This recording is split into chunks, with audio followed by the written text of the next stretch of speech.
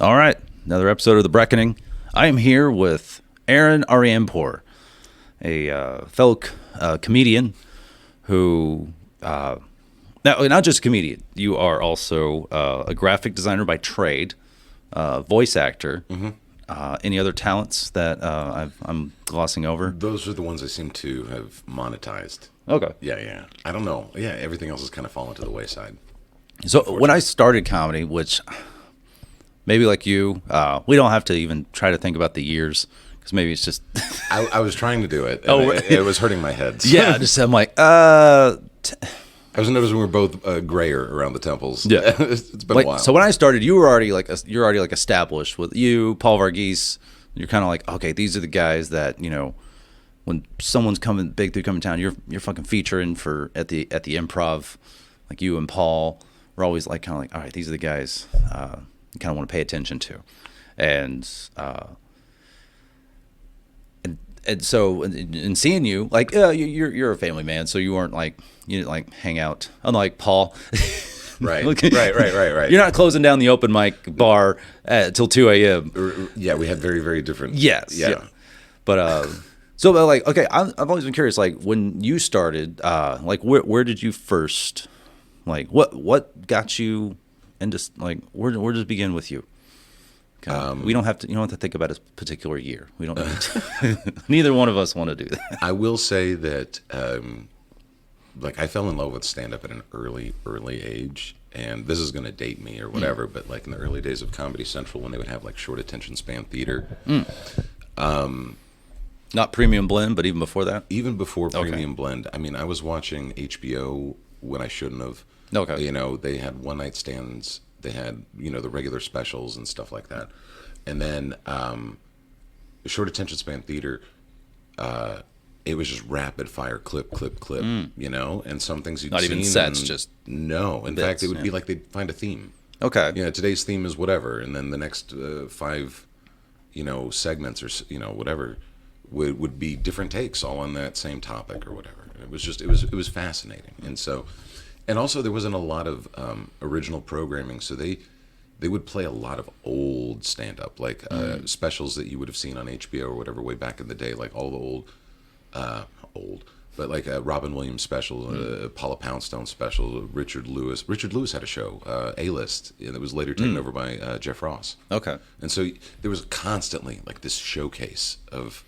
It's like they played clips from like DVDs you could probably still find to this day, probably. I'm talking about. We're talking about like they would pull things from A&E used to have Evening at the Improv, and then you would have this random stand-up show on it was Fox or NBC before Saturday Night Live would come on. It was it was just from all over, So anyway, and then the Comedy Central Presents stuff. I think I was high school, college. Dave Attell, Jim Gaffigan, Mitch Hedberg, Geraldo, Patton Oswalt, like heavy hitters. And by the time I discovered that there was an improv like in the area that you could go to, those were the guys that were coming through. Oh yeah. So, I've seen so many different great acts there, and I love the club, but there's always going to be like this, I don't know. Heartache, but nostalgia for that time where you could just go to the Improv. Yeah. And any night of the week, you're going to see Greg Giraldo, or you're going to. On the few times I did that and saw Giraldo. Yes. And Jerry Rocha was either opening or featuring that time, so I was like, I got to see Jerry too, but I got to see fucking Giraldo. So that's one I was happy to be able to see before he passed. The Improv. I had seen a few stand-up like live shows when I was in high school. My dad was. I wouldn't say like the most supportive guy or whatever, but if there was an interest, you're like, yeah, let's go check out that movie. Let's go check out that show. And he didn't care. He had no filter. So if it was Braveheart and R-rated, he would take me and my little brother. It didn't matter. And then same, we'd go see Penn and Teller. We'd go see Tommy Chong. And you'd find out after the fact. This is like when he's first starting to tour as a stand-up and he's figuring things out and all that kind of stuff. And, those are the guys I'd see. And this is also where the art kind of comes in. So I would go to the Improv like as a fan, and the Improv, I guess I hadn't thought about it in these terms before. I had been to the Majestic. I'd been to this venue, that venue, Majestic whatever. was my first ever comedy show. Yeah. the improv, you are there. There is no, here's the stage and here's the audience. I mean, there's an elevated platform. It is a stage, but it's not. They have to walk. They have to walk fucking through Attell you. has to walk by you to get on that stage. Exactly. And there's this intimacy. There's this immediacy. There's this reality that didn't exist Ceilings before. aren't that high. I mean, they're a little high, it's an but intimate place. Yeah. I thought you were talking metaphorically for a second. I was like, wait a second, no. All of a sudden, these guys that I'd seen on TV, were flesh and blood, like in front, and you were like in the room with the laughter, and it's intoxicating. Yeah, those first few times at a comedy club, for me, it was after I started doing stand-up where I first started going to comedy clubs. Like, again, my first stand-up show was at the Majestic, so that was a huge thing. That was Hedberg, Attell, and Lewis Black. I yes. was there. You were there? Remember that show? Did Brendan Schaub open that? Not Brendan Schaub, sorry. Brendan Walsh opened that. I've asked I think it was a Houston guy. Okay, I don't remember I've asked who. around, and I remember he had a joke about some kind of wine, and there was like a tag, it's like blah blah wine for her first time. It's the only thing I remember, and I was like, I don't remember that guy's name. One part of the tour, but then those 3 acts followed, and it was just kind of like I will tell you. I'm lucky to remember that much about that first guy. How messed up it was. I had assumed, that most touring big name acts had an opening act. And then every now and then you would see people come through and you would hear, and here's a local opener. And I kind of thought that that's how it would also work. Like if big names came through, then the Majestic would need somebody. House of Blues would need somebody. And then, that's not the case. Yeah. People don't want to risk it. They don't know who's going to be in what market, that kind of thing. But there's a certain naivete where you're just like, oh, maybe I can open one of those shows, And there were a couple of examples, like early on, where it's like, I guess that's kind of how it works, or it could work. And I'm getting all over the place, but anyway, That's what this is. I'm sure. The number of people that you talk to are going to bring up Dean Lewis, and so going to the club and seeing the shows, and then all of a sudden seeing flyers that say, "Hey, are you interested in this thing? Here's a workshop." And so I signed up with a buddy of mine who eventually didn't show up. Wow, didn't get that far. Do you know what I mean? Yeah. And you're like, we're going to do this thing, right? You, me? He's like, yeah. And then shows up like, I can't do it. I'm like, You can't even take a class? Okay. Can't even take a class. And, sorry, I'm trying to get comfortable.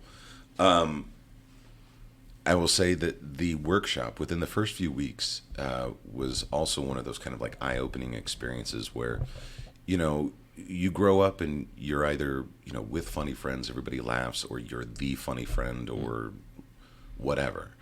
And then to be in a room, and eventually the class size shrinks over the course of there's 20 people first time, and then it winds down to 8, or 6 or whoever by the last week. Yeah. But that could help. You're getting a little bit more attention from eventually, the right? instructor. But it's also, you understand that some people are curious. And then they either realize there's a lot more thought into it than they realize. There's, you know what I mean? Like it's a bit more of an endeavor than just, hey, let's spend some fun hours on a Saturday and maybe I'll get on stage, or the reality of actually getting on stage. Yeah. Because that's also the goal of this class. You learn how you come in with your funny thoughts, and you've had somebody who's been there, who's walked the walk, who goes, yeah, that's kind of been done before. I know you're new to it, but maybe come at it at a different angle. Here's some topics you might want to avoid. Here's some, and I think that there was like a stigma with comedy classes, like you can't teach somebody to be funny. Yeah, I understand that, but what I'm saying is being in that environment, and people are pitching material, and the class is asked to participate. What can we do with this? And I'm not the funniest, fastest guy now. Where I was used to being that at the office, where I was used to being that, with this circle of friends. In school, or whatever. like that, a lot of people think the class clowns are the stand-up comedians of the world, which I'm like, there's some decent examples of that. You can find many examples of that, but if you start looking into the background of a lot of stand-up comics, you're like, oh, super quiet. Like me, I was middle of the road kind of guy. I was surrounded by a bunch of funny friends. Right. We were all funny. Definitely, most were faster and louder than me, And so that's what made me think. I was like, oh, I can never do stand up because it's the loudest and the fastest. Not realizing the nuts and bolts of what is a stand up comedy, a club, how it all operates, and how it's like, oh, the person on stage has a microphone and everybody's there to shut up and listen. The person on stage, the illusion is they're a very witty individual. You know, wow, how quick. Yeah. You don't know that they've been working on this stuff for months or years or whatever. That's why hecklers piss me off, because I'm just like, I've been working on this stuff for a long time trying to crack, and you are you're throwing so many wrenches at my soul right now. Right. The gears of my soul. But it was cool being all of a sudden in a peer group, people I had never met before, but I instantly connected with, because we see the world a different way. Do you know what I mean? We can get to a punchline. A lot of people have trouble identifying a punchline. You know, they know that things are funny, they know that they laugh, but you ask them why. And I think that there are a lot of people who flounder in the first few years of stand-up because either they're not self-critical enough or aware enough of the situation or whatever to realize what made the people laugh, whether it was intentional or whatever, and then maximize it. Do you know what I mean? And there's a lot of stumbling, there's a lot of guesswork, and there's a lot of trial and error. And that's going to be natural no matter if you've taken a class or not. But the benefit of the class was here's some potential pitfalls, and here's a way to craft material so the audience understands you better. I still remember being inspired by stand-up, you know, before I tried it. And I was writing it out. And all my stuff now is notes like this, you know, just indexes and scribbles and bits of dialogue and, you know, whatever. Certain like things you like, I need to say this exact phrase. I want it to come out. I need to get to way. here. I need to find a way how. Right. And then build on this, expand on that, or whatever. And when I first started writing it, it was like a monologue that was like multiple pages. Right? Oh, fuck. That was... It was like single space. How am I supposed... And I'm like, I don't have any theater experience. I'm like, I don't know how to memorize a script. Why am I writing out a script for myself? But not even a script. It was more like... I damn near wrote out scripts. Like a single spaced like essay, like multiple page paragraphs, indentations. Here's my... I didn't know the words point of view. I didn't know I'm making an argument. Like when you write an essay in school, it's the same idea. You're supposed to come up with a whatever it is, a theme, or, you know, school asks you to put something together, compare it, contrast it, and then you've got to come up with some sort of, in science, whatever, it's hypothesis, I forget what you call it when you're writing an essay, but like a theme or whatever. And then you just follow that MLA format. And then the next few paragraphs are your concrete examples from the text, and then your rationale as to how that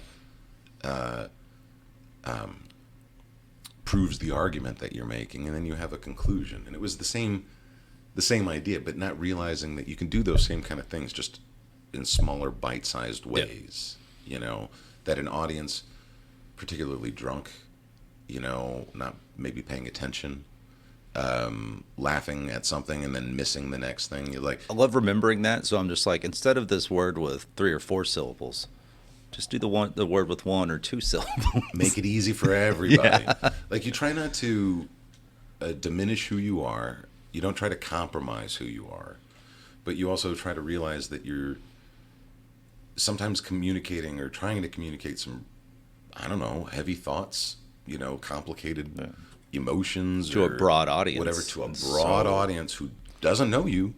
Yeah. And you try to get them all on the same page as quickly as possible, you know. Anyway, took the class, made some really good friends in that class, and we all vowed, all right, let's start doing the open mics. Anyone still around from that particular class? Not here. Oh, okay. No. Definitely people who took that class before me, shortly after. There was like a year or two where a lot of those guys and girls, you know, became the regulars at the Backdoor Comedy Club, became the regulars showing up at the Improv for this showcase or that showcase or whatever, you know. A lot of good people, you know, who didn't come through it like a robot. And I think that that's another thing to say about, you know, Dean's class or any class like that. He wasn't trying to make them all Dean clones. Yeah. He was trying to find what was funny about each individual. And there's only so much a class can do. As I said about people, naturally dropping off or not wanting to showcase eventually or whatever. So much of this, and it's hard, but so much of this, all of it is self-motivated. And if you don't have the motivation to write your own stuff or get out there or meet people or try to get on a list for an open mic or get on a stage, no one's going to tap you.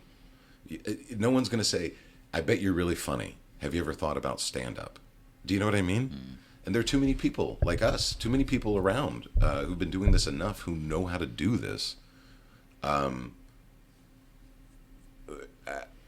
guess what I'm trying to say is, this is something that because you meet so many people after shows and whatever who love to tell you, oh man, I am the funny one of the group. Yeah. Or somebody, oh, that person should be the comedian. My buddy here, and I tell those people, go to an open mic as fast as you can. And what I want, and that's exactly it. And there's a part of you that's like, listen, if there's a fraction of you that feels like this is something that you wanted to do, something sparked some interest when you were watching television one night, and you're like, God, I wonder what that feels like.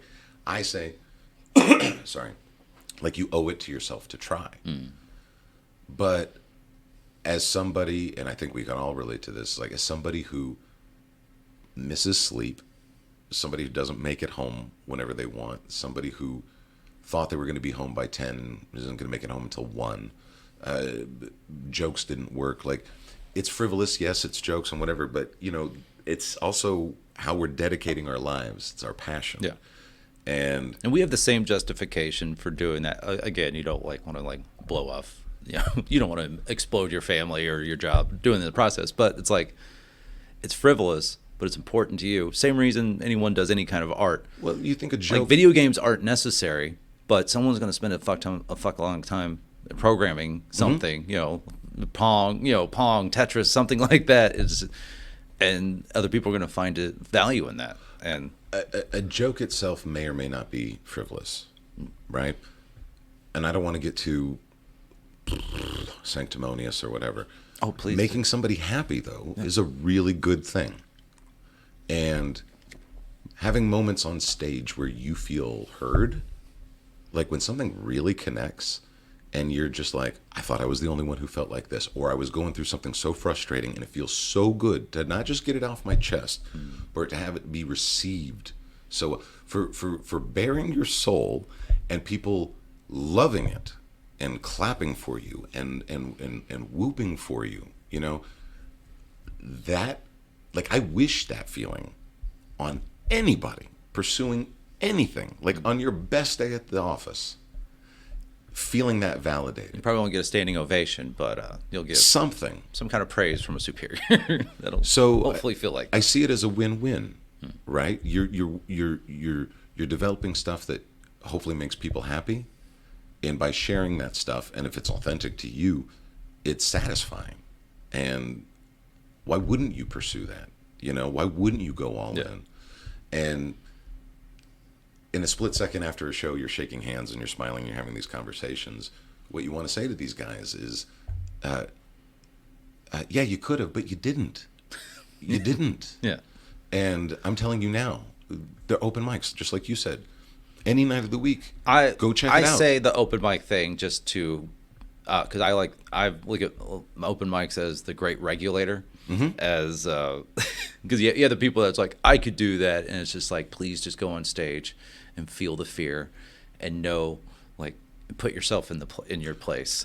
Well, and just realize, no, you can't do this. You have delusions of grandeur. It's like I never, when I started watching stand up, I never thought I could do it. It took my best friend, while we were just smoking a lot of weed for a long time, but he was just like, we should go to a comedy open mic. And I had no idea that's how stand-up comedians started. Right. I didn't know, that's where you go to try out things. And then we did our first one, backdoor. Yeah. Ross location. I've never been to New York, but it was that location was so tiny and narrow and compact. Yeah. And it was just like, you had to like squeeze through to get to the small, the seated area, and it was just kind of like, I was like, this feels like a legit Everything club. was cramped. There were stairs. Poor Linda kept hitting her forehead every time she tried to duck. I may have too, but But there was as like a much as space under the stairs where you can Yeah. kind of like watch the show or give the light and like. And the sound guy, I remember the sound guy was just really cramped underneath Yeah, there. yeah. It was so wonderful. But And I remember going up there and my hand was just shaking. Yeah. I got out what I wanted to say without mumbling, really, because I really went over what I wanted to do. But this part was, my hand was just shaking nonstop. But then I got that taste and I was just kind of like, oh, the more I can be better at this, the more I just have to keep doing it. it's a victory. It's a little victory. And Me and him were the last two that went up. That's how it I goes. wish I still had that picture. It's also funny because when you take the class, and in this instance, what they did was there was a showcase on a Wednesday, an off night. And that was the other thing about the improv. And it's the business, it comes and goes and things like that. But there was something every night. Headliners would come in. And unless they were like a really big name, whatever, it was usually like a Wednesday night through Sunday night engagement. Yeah. A lot of shows. And then if they were on, there was something Sunday night, Monday night, a special theme night, radio station, Tuesday night, Wednesday night. There was like always something. So this showcase, everybody in the class, of course, invites all their friends, right? The club gets to sell drinks. It's your graduation whatever. And your friends who are like, I always thought you were funny, but wow, look at you. But it's also the most welcoming environment because it's not a contest. Your crowd is there to hopefully cheer on everybody. If you don't fall on your face, it looks like a wild success. It's a bucket list thing, and your friends are like, I can't believe they did it, whatever. And you come off after 4 minutes going, I can do this. This is the first step on a great, and then the next step are the open mics, and having a Wednesday night where you're all set up and your friends are in the audience, and now all of a sudden it's a very solitary affair. During the class, were you advised to go to open mics? No, we were advised not I've to. always been curious about that.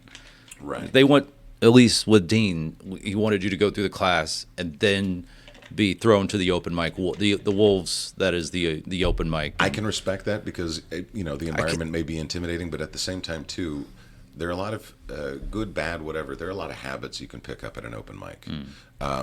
It's been my experience, when I've gone to a few or just meet up people, with people or whatever like that. There always seems to be like a pack, and it comes and goes year to year or whatever like that. But a pack that seems to go from open mic to open mic, and then there'll be a dominant voice. And eventually some of those other people start sounding an awful lot like that dominant voice. Yeah. There are people who, and especially for somebody who's never done it, you may go, well, why does it have to be clean? I'm a big Bill Hicks fan. Yeah. Why does it have to be, Dean's thing was like no stories. Well, you're only doing 4 minutes. What kind of story can you get through? How many stories can you get through? Yeah. A lot of things that make sense, but you have this vision. Oh, I can. And so you go to an open mic where it's the Wild West, and you're seeing somebody up there who's doing every filthy thing, who's whatever. Especially almost like in a quasi like one-liner format too, because maybe you got all these things you want to get out. Yeah. But just I'm watching it, and you picking up, and then you go right back to class, and you're like, I want to do this thing, like so and so can do it. Why can't I? And it can derail, whatever. I can appreciate that. As far as understanding how stand-up works, there's no better educator than open mics. Taking a class is kind of like going to basic training while the way I went, it's kind of like joining a militia. You're like, it's kind of freewheeling. You can do what you want. Really, there's no centralized authority. Have fun. Yeah.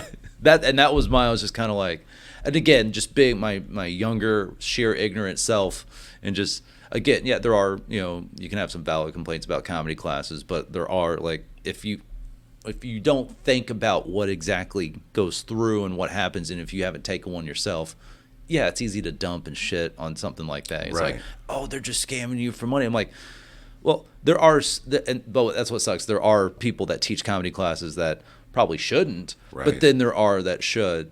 But as a dumb, young, ignorant comic, it's easy to be like, my rationale for never taking a class was like, well, I'm just the money I can save, I'm just gonna go spend on bar tabs at all these open mics at all these bars and just learn the School of Hard Knocks way, which, can be good or bad or, a mix of shit, really. I'd been teaching a class on and off myself, for a few years.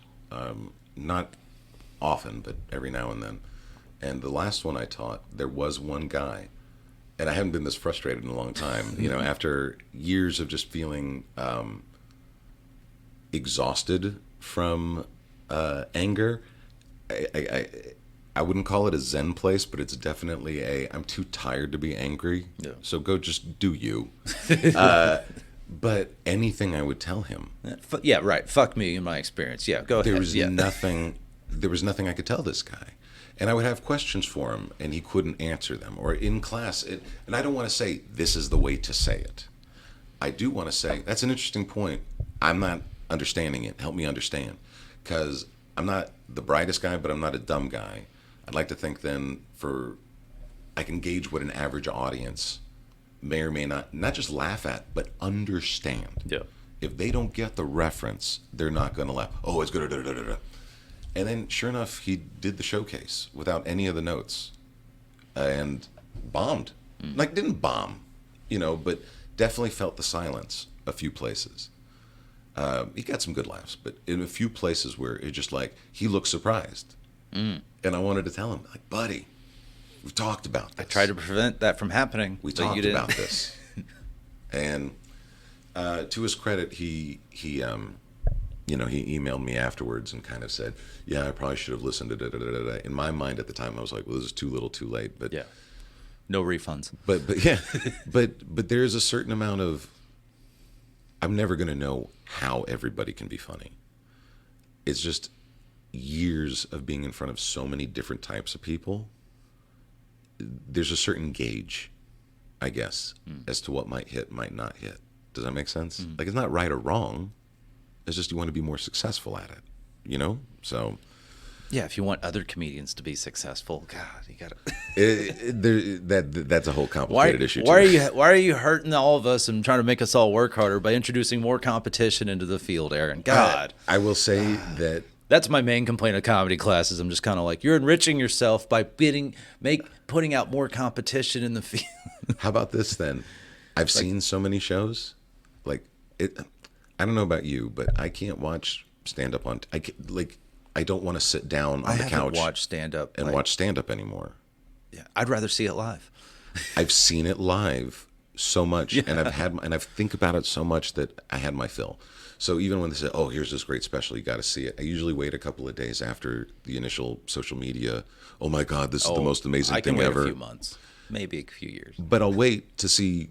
What sticks, what dies down, and oftentimes a lot of things die down. And I still have my favorites, and I'll watch things every now and then. I forgot where we were going with that one. I forgot. It doesn't matter. Live stand-up. I've seen so much stand-up. Yeah. There's a part of me that just wants better stand-up in the world. Oh no, I can see that. Do you know what I mean? Oh yeah. Like the open mics I would go to. I don't know why I was thinking about this stuff. I was meeting some people from way back when, and I guess it brought back some memories. It's just the number of characters you will meet at an open mic will be eye-opening. So it's like if you've lived this sheltered life and you don't know that many people, all of a sudden you're going to be in a mix of a lot of different type of people from a lot of different type of backgrounds, all sorts of different religions, ethnicities, whatever, but also different levels of sanity. Oh yeah, you know what I mean. Minus the sanity part, everything you mentioned before, that's one of my favorite things. It's amazing, isn't it? Like a Pung Dang, well before all the Tony Hinchcliffe stuff. Like I just love talking to the guy, and just. I was last night at an open mic and talking to a couple people running mics, and this guy was there and brought up the Pung Dang thought. I'm just kind of like, what pisses me off about all this? They're not even pronouncing his fucking name right. I've talked to the guy. He's my buddy. It's not Ping, it's Pung Dang. Right. And if you talk to the guy, that. You also know that he's from Western China, and the traditional Han Chinese. He's a minority in his place because he's surrounded by all these Turkic Muslims. Oh, but nobody knew that because they don't fucking know the guy. But that's that's what I like because talking to him. Yeah. Like he went to college in Alabama. Yeah. And that's one thing, and he's a great example of all the different types of people you can meet. Then there's also the legit psychos that you're just kind of like, oh fuck, I have to deal with you right now. Not only do I have to deal with you, I have to wait for you to go on before I get. Like you're gonna walk the paltry crowd at this open mic, and because you're lucky if there's a crowd at an open mic, Right. Let alone one that pays attention enough. And luckily, I was at one of those last night. The other one, meh. Yeah. But the other one was kind of like, all right, this is a crowd at the Twilight Lounge in Fort Worth, and Mana, has been running that for years, and it's a great open. Like it's one of the few non-comedy club open mics that there's a crowd and they pay attention, and also Mana runs that shit. Not with like an iron fist, but like a comedic iron fist to where you're just kind of like, don't piss her off. This is a great place for an open mic. We have a good crowd here. Don't fuck around. And that You need that. You need that. You don't need a tyrant necessarily, but because there's too many of the open mics where it's just kind of like nobody's there, nobody gives a shit. Well, I'm here. Yeah. Might as well go up and do something. Right. Might as well have some drinks and go and fuck around or something. It is amazing, that kind of mindset. Like, treat it professionally. Yeah. People act professionally. All of a sudden, they're getting work. Do you now, know if what nobody's there, then I'm not going to give a shit. But I'm like, hey, I bought some drinks from the bar. I did my financial part of the bargain. Right. I'm going to go up there and entertain the 5 comics and the two drunk people that for some reason are sitting through this. Sometimes that's all you can do is just make the best of and the it's just kind of like, I'm like, I drove here. I got a bar tab. Right. Fucking, I'm going to stay and do what I came here to do. But then at least there's like the Twilight Lounge open mics out there. You're just like, no, that's the one that's fun to actually perform at. Mm-hmm. And you learn that. You learn where to go. You try different stages. It's all kind of an adventure at first. You take road trips before you know better, because there's an audition for a different open mic or whatever it is, and it's like, you can't get on the open mic here, but I'll get on the open mic in Shreveport or wherever. You know what I mean? It's just early on, you seek it out. It can be really, really exciting. It can also be, daunting, which is why I see. People don't stick with it, The open mic thing, I wanted to go back to it. There also becomes a difference between realizing what a comedy club is, how, for better or worse, whatever, most part, the seats are all facing the right direction, not a theater. No chairs have swivels on them. There's no TVs with and then you do open mics, and it's like, hey, it's a Monday night open mic, and then Monday Night Football. All right, let's turn off the TV, and you're like, everybody in there is just mad at you, So it's just, oh yeah, So now you're working against active hostility. Yeah, it's not that we are interrupting this person's regular Monday night, which for 16 plus weeks out of the year involves football. Yeah. No, like they're still here in May. Yeah. On this Monday night, probably not as pissed that we're here. Right. And want to tell These jokes. Guys again. October, different story. Yeah. Fuck I'm the slash tires. Yeah. If these comics come around here again. But so when did so have you always been? I'll hopefully bring all this together. Have you always been an artist? Because that's one thing that is. Yeah, and actually, this is I forgot to bring this up because. I would draw as a kid, doodles, cartoons. I would put my own comic book together, stuff like that, and try to do political cartoons before I could read. Doonesbury, aren't you? Well, I grew up a huge fan of... I'm more of a Dagwood guy myself. Far Side and Bloom County and Calvin the one with and the Hobbes. duck and the tree. Penguin. It's a penguin. Okay. I know what you're talking about. Shoes?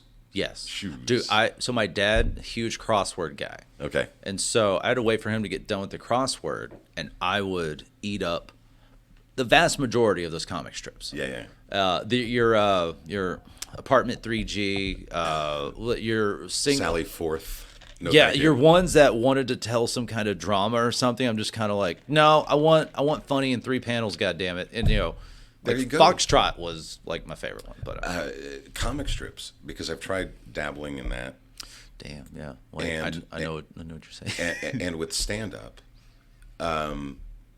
it's joke structure. Yeah. Do you know? And the economy of words in stand up It's the exact same in a comic strip. You can't have a balloon and all this dialogue, somebody talking. Some comic strips do. They try. And you're like, oh, you're one of the preachy ones. But Next. some of the best, Let's see what Curtis and family are up to. But not even the ones that are in the the comic pages anymore. But like the oatmeal or whatever that's only digital. They don't have to be. It doesn't have to be fantastic art. The joke, it's super simple. Artwork, super simple conveyance of message, whatever. But it's funny and it hits. I was also a big fan of Mad Magazine, starting like 3rd grade, 4th grade or whatever. So I would always draw, members of the family and stuff like that. And I started drawing celebrities because I would want to, but now Mad Magazine kind of gave me kind of almost a template or a like seeing stand up live. There's a click moment where you're like, oh, I didn't know that was possible. So like looking in Mad Magazine, you see a caricature of like Michael Keaton or Clint Eastwood or whatever. You're like that, and it's from a different angle. It's not just like this front. You're like, oh, so somebody can blah blah blah blah blah blah blah. And then all of a sudden, I became fascinated with drawing. Like you could draw somebody and accentuate these features, right? Yeah. And, but it was also very dynamic. It wasn't just flat.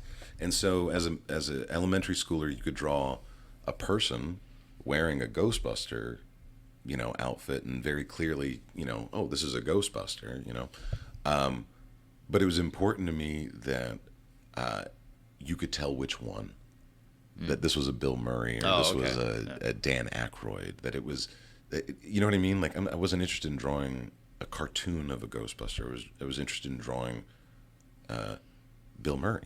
That kind of thing. When I was in high school, and I was mentioning, going to some of those shows like Penn and Teller at the Majestic or Tommy Chong, one of the things I'd always would do before was draw a portrait or a picture of who we were going to see on the off chance we might meet them, and we'd, maybe I could get an autograph or maybe I could, whatever. And it worked right away. I found this is how different the world is, because I'm going to go see somebody. I can pull up a picture on my phone and I can get to work on my sketch book, and then I can take the sketch and I can airdrop it into my computer and I can clean it all up and all this kind of stuff. High school, I remember going to a library, getting a newspaper from the library because it had the ad and had a photo. Oh, okay. Making a photocopy of Penn and Teller, drawing it from that. And I had it with me. So I'm sitting there in my seat in the Majestic, and it's under the seat and whatever. And they put on this amazing show. I'm like 15, 16. And the big finale is they do this striptease / the idea of a magician revealing that they have nothing under their sleeves. And so this whole show, they've mesmerized you with their magic. But everybody knows Penn and Teller. They also do a great job of showing you how they do the trick. Like they make that as much a part of it sometimes, and have fun with that as well. And then somehow do a whole other illusion where it's like you thought we showed you how we did it. That's like the ultimate misdirect. I love it. So. Their stuff also always included hanging upside down or nail guns or fake blood or something, right? And so the striptease was done behind a screen, behind a white sheet. And it was projected from the back and you saw their silhouette, and they're removing shirts and they're removing, all this kind of stuff, and they're working in shadow, and there's all this spurting blood, stage blood just like going everywhere. And you're wondering where are the squibs, where's the pack, where's this, where's that, whatever. And so it ends basically with them drenched in stage blood, and they start wearing it's almost like an oversized pillowcase with the hole cut out. You know what I mean? It was they're wearing almost nothing, and they go, all right, guys, well, let me back up. They have I'm remembering it now. They have an intermission, which, again, for a stand-up show after all this time seems weird. But for the stand-up show, for the intermission, it ends with Teller drowning in the water tank and Penn leaving the stage for him to die, right? Yeah. And Penn goes, all right, guys, that's the and we're taking a quick break, and I'll see you after that. And I'm going to come out there to you. And he comes out through the audience. Wow. And, I was talking about that immediacy, that intimacy earlier. You're watching somebody in your seat, and you're up, they're up on a stage, and all of a sudden they're coming up an aisle. And you're like, oh, whatever. You're not supposed to be off the stage. What's going on? I got up, and I chased him out of there. It's intermission time. People are going to get up anyway. Yeah. And he's just standing at the bar, like waiting, because he knows that people are going to mill about. Okay. And I go, Mr. Gillette, I drew this picture. I'm really loving the show. He goes, you did the whole thing, Oh, this is great. Look, I'm not signing anything now. Find me after the show. So now I go back to my seat, and then my dad, did he sign it? He said, he said after the show. It's bullshit, but we'll see.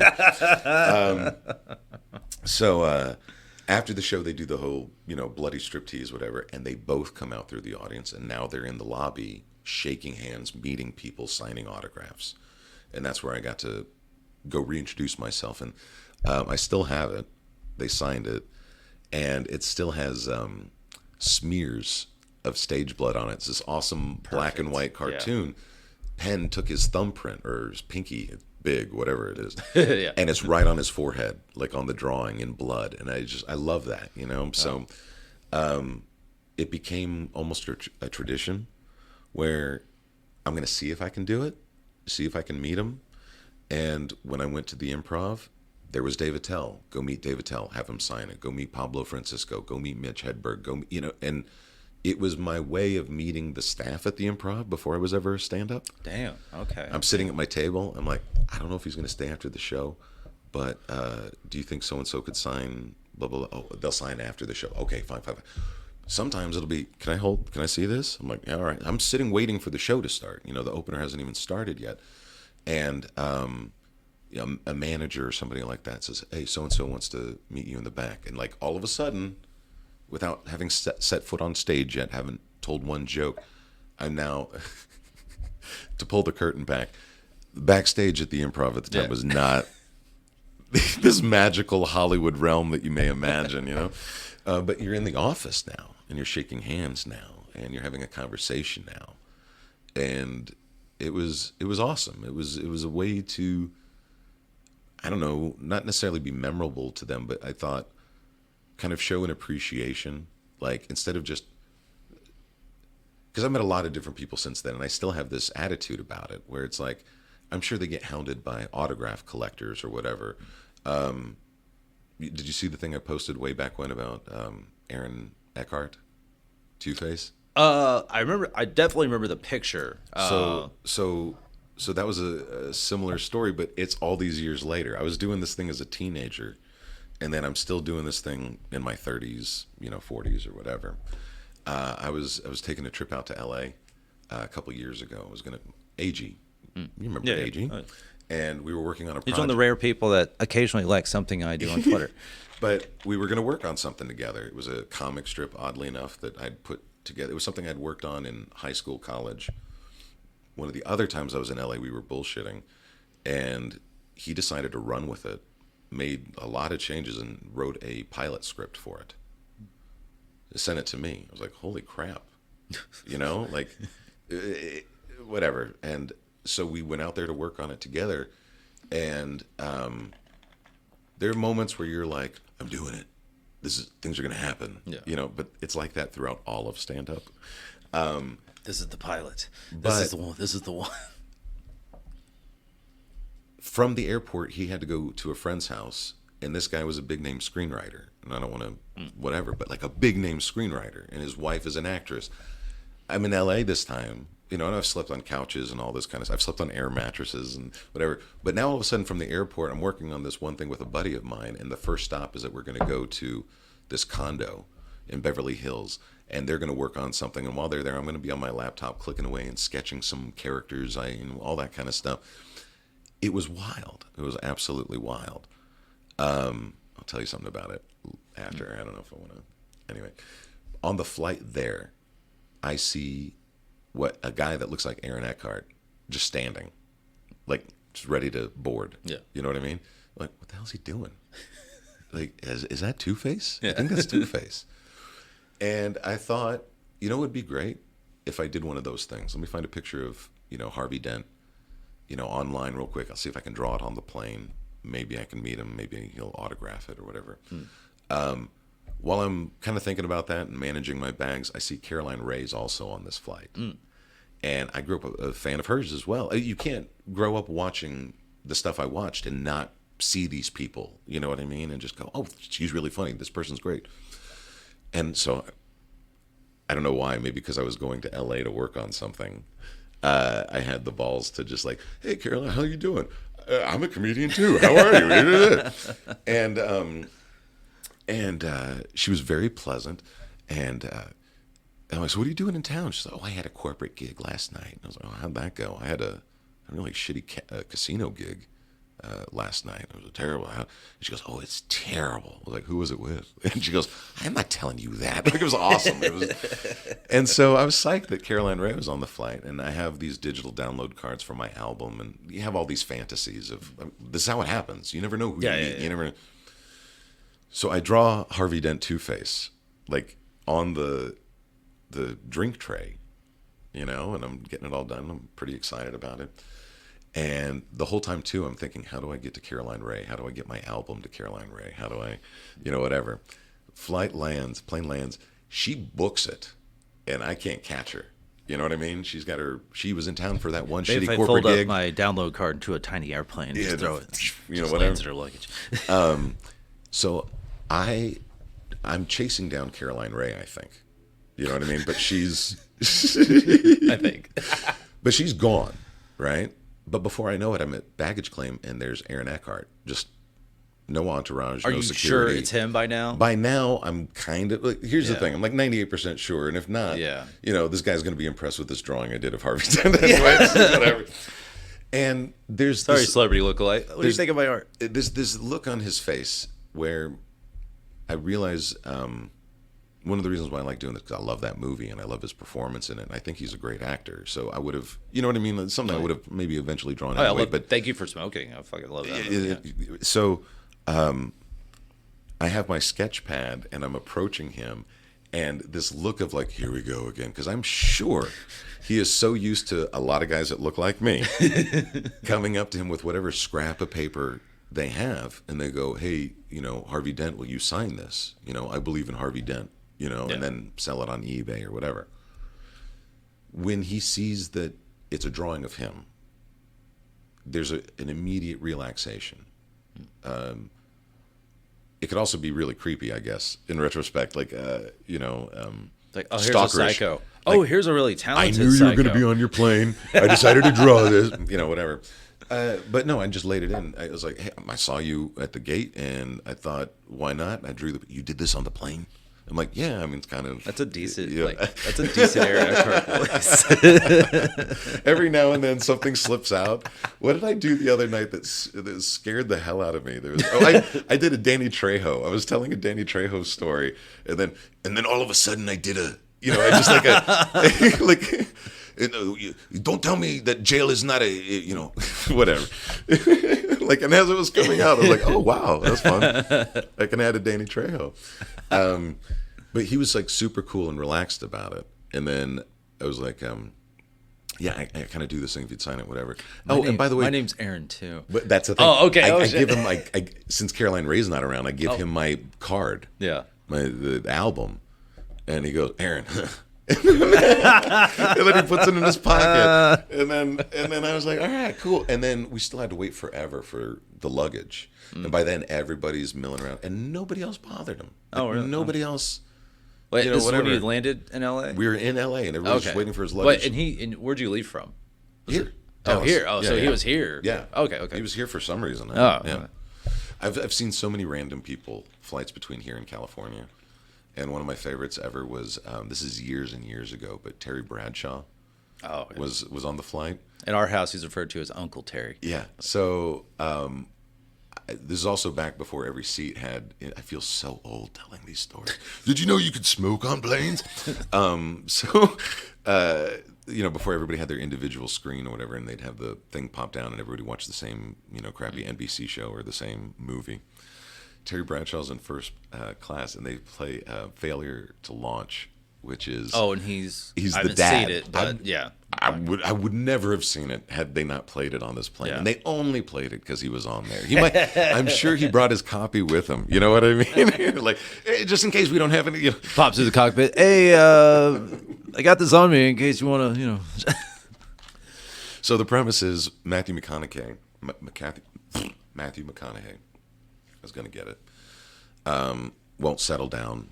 Won't leave the house. Classic McConaughey. Right.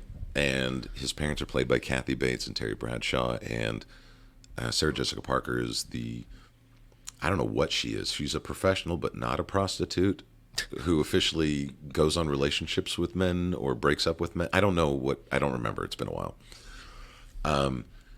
But when he finally does move out, the kid finally moves out, 30, 40, whatever. They decide to turn his room into like a naked room. And so there's Terry Bradshaw walking around. And it's on a plane, so they, edit and all that kind of stuff. Okay. But it's a very naked Terry Bradshaw still. And you can see the whole plane is just like leaning into the aisle just to kind of get a look on his face to see if he's watching himself. And it's just wild. It was fun. Damn. Yeah. So I would assume that with social media and everything. So you post these probably the most recent one, at least I've seen, was Conan, because him doing his send off and everything. You're able to post these things online.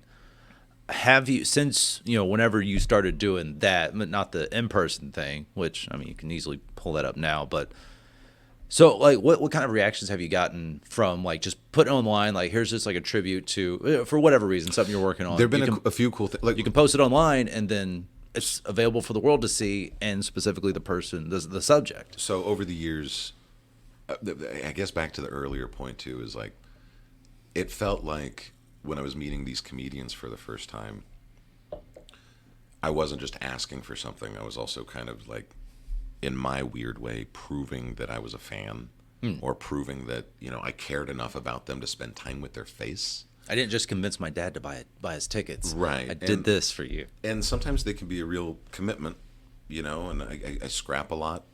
And that Conan one, it's weird for me because over the years too, if there's subjects I like, movies, celebrities, whatever, something that's also come up is kind of like obituary type tributes, where it's if somebody big has passed, maybe I draw them too. Yeah. It marks something. But it's been such a weird year. We haven't really talked about that at all. But the drawing was always a way to, I guess, soothe myself or meditate. It can be fun, but it can also be very focused, if that makes sense. So again, it's if I don't want to get bored with something really quick, I have to really like it and want to kind of see it through. And I hadn't done anything like that for myself in a long time. I think I was used to drawing something like that once a week, a couple times a week. And then I didn't feel the need to do anything like that. I've been drawing, and I've been working on freelance graphics, and I've been working on stuff here and there and all that. It's always there. But I'm talking about for my own enjoyment or my own expression or whatever. I drew something at Christmas. I drew Ralphie from A Christmas Story. And then it had occurred to me I hadn't drawn anything like that in months and months and months. Conan winding down and seeing social media tributes and stuff like that. There's a number of people you and I both know, who were on the show. And, they're posting pictures of them as they've finished their set, and Conan shaking their hand. And there's I love all the it was great to say that, Jerry Rocha is on there, Shane Torres, Cristela Alonso, so many people. Ray Harrington, who I had at Mass come through one time, and he was on there, and I love that. It's people we know that did that. I know there's a lot of people. I'm not deluded enough to be I never got on Conan. I've never worked anywhere close to that hard, but I love all the people that we know that there are people just never fucking got on Conan. Well, I was kind of like that. There were a number of shows over the years where if it hadn't come close, it felt like it came close. Conan, no, not close at all. But sorry, definitely one of the guys I enjoyed watching. Oh yeah. Over the years, there have been shows that I've actually been a fan of. So, not to say that I'm whatever. I don't want to be diplomatic here, but I'm just saying, like, I was a Letterman guy, and then him leaving was kind of like devastating because he was somebody I grew up watching in school and thinking that it would be so great to get on that. And then when that chapter closes, you're like, that's closed forever. There's not another Letterman. Conan is very similar.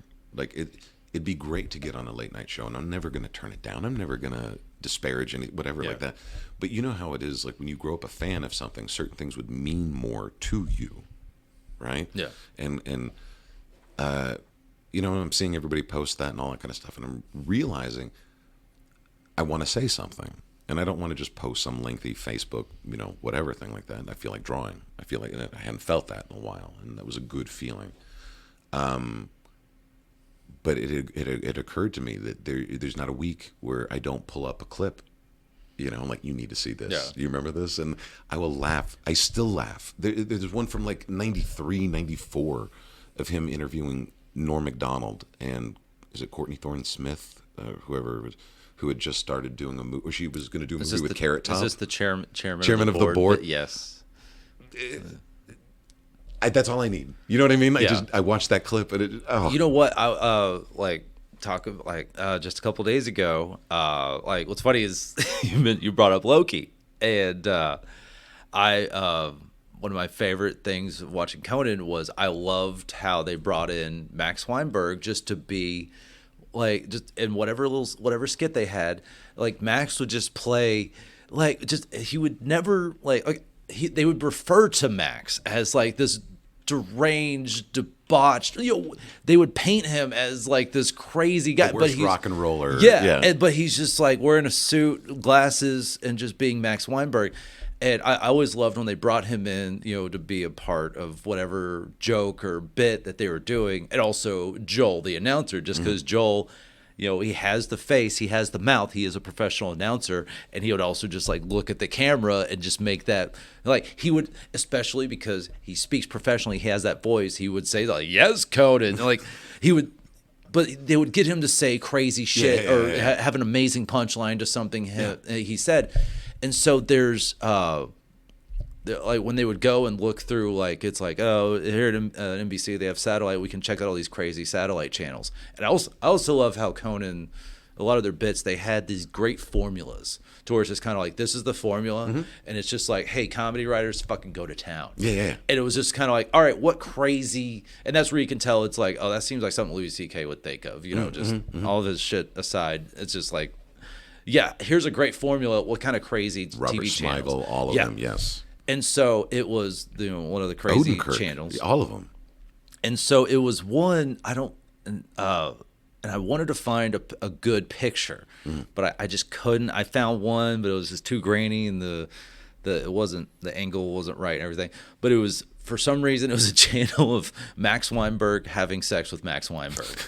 And it was just like, you see Max Weinberg in bed, and then like he's got covers on him, and then like on top of him coming out is Max Weinberg again. And I think what I can remember is he looks at the camera, or they both look, and it's like, gets a huge laugh. Yeah. And then, and I think Joel chimes in. It's like, Conan, I have a show on that channel too. And they're like, what? And I'm piecing it together, baby. Yeah. And it's Joel on Joel with Joel watching. And so it's the same. Joel appears out, and then Joel again comes out from the bottom of the corner of the screen, like looks at it, and then looks back at the camera, and is like, does his hilarious, quasi creepy, and that's a compliment, quasi creepy smile, and I think like gives like two thumbs up, like and just. But with the Loki thing, and spoiler alert to anybody listening to this, whenever they listen to it, it's like when him and female Loki, Sylvie, kiss. I wanted to. I tried to find a good Max Weinberg on Max Weinberg picture from that particular sketch, and I just, going through multiple search engines, I just couldn't find. I found one picture, but it wasn't clear enough. You think Max Weinberg scraped it off the internet? You think he? I don't know. I think. I think he would have just scrapped it, from the get go. I think too deep. I think it's funny. It's because I was thinking like Loki. How does this tie with Loki? That's really funny. One of the things I found funny was I guess it was the previous episode, not last episode, one before that, where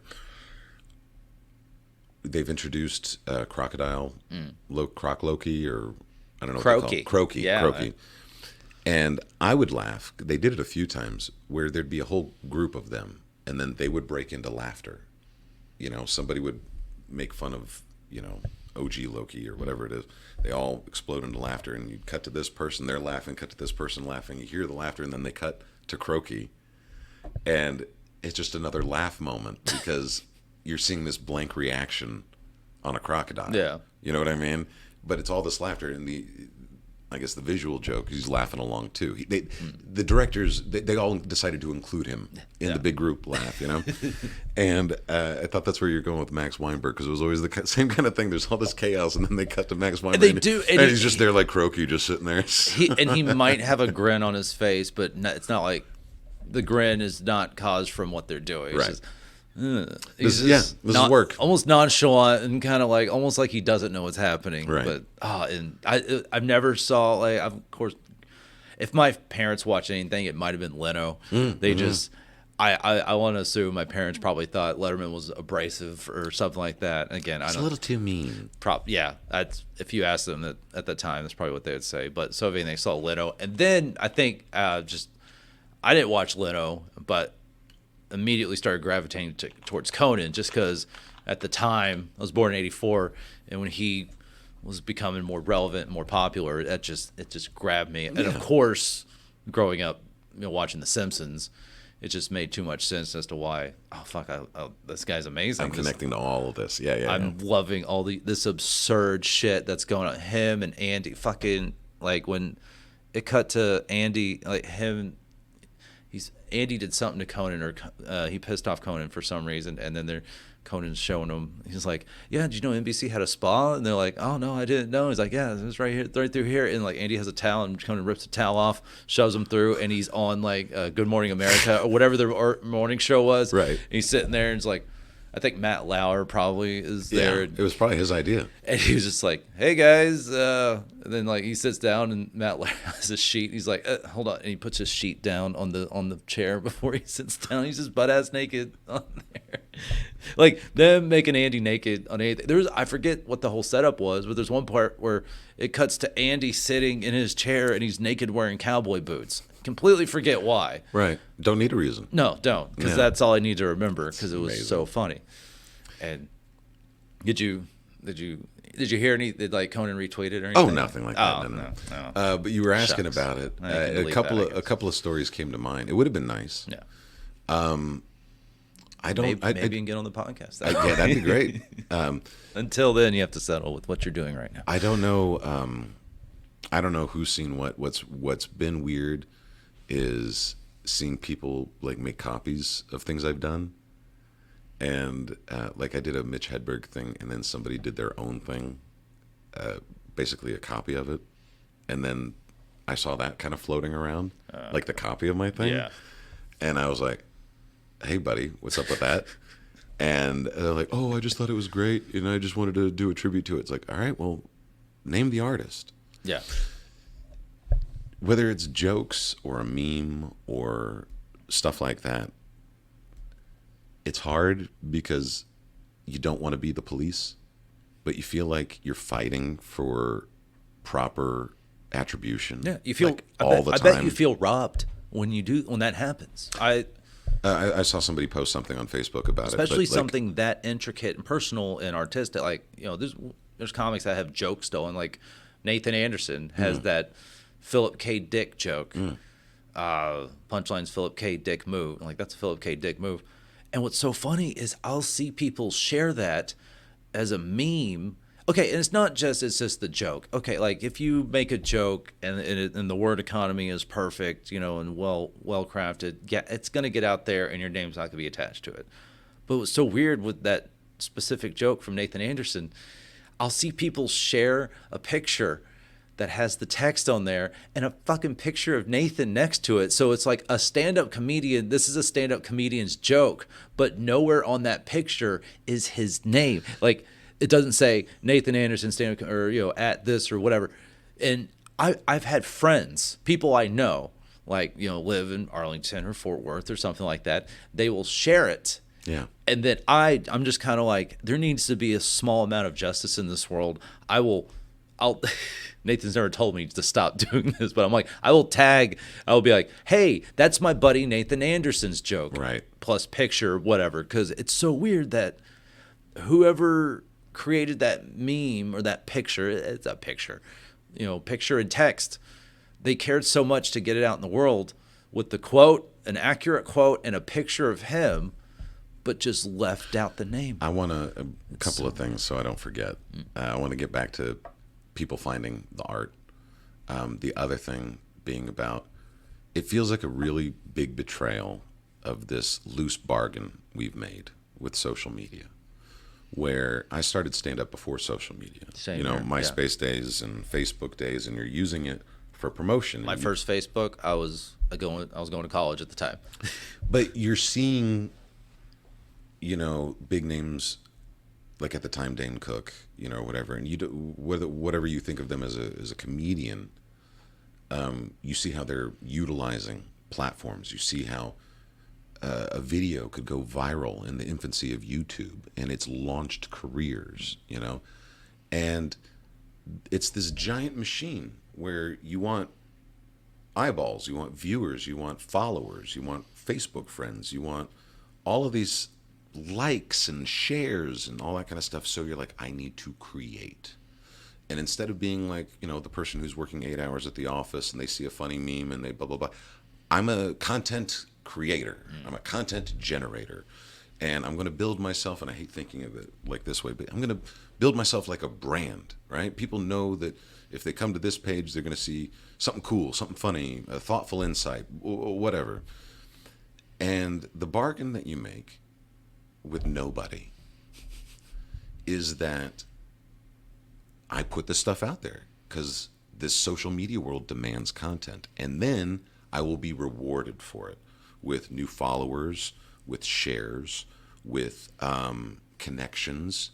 Maybe there's a more influential follower on Twitter that sees it, and then they, like, who knows what's going to happen, right? And then things don't.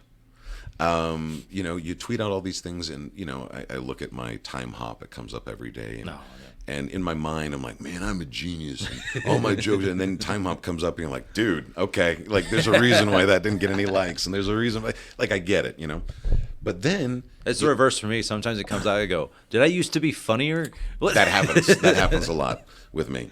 But or is the algorithm just fucking with me? But whether it's a joke or a meme or whatever that you spent time on, I got in Photoshop, I put this stuff around, blah, blah, blah, blah, blah.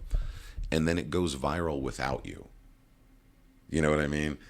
It's a very, sickening feeling. It's a very lonely feeling, just like, wait, you're supposed to bring me all these followers. You're supposed to bring me a deal of some kind. Like, you see it all over the place. This comedian got wild because of TikTok. This person, blah, blah, blah, blah, blah, blah, blah.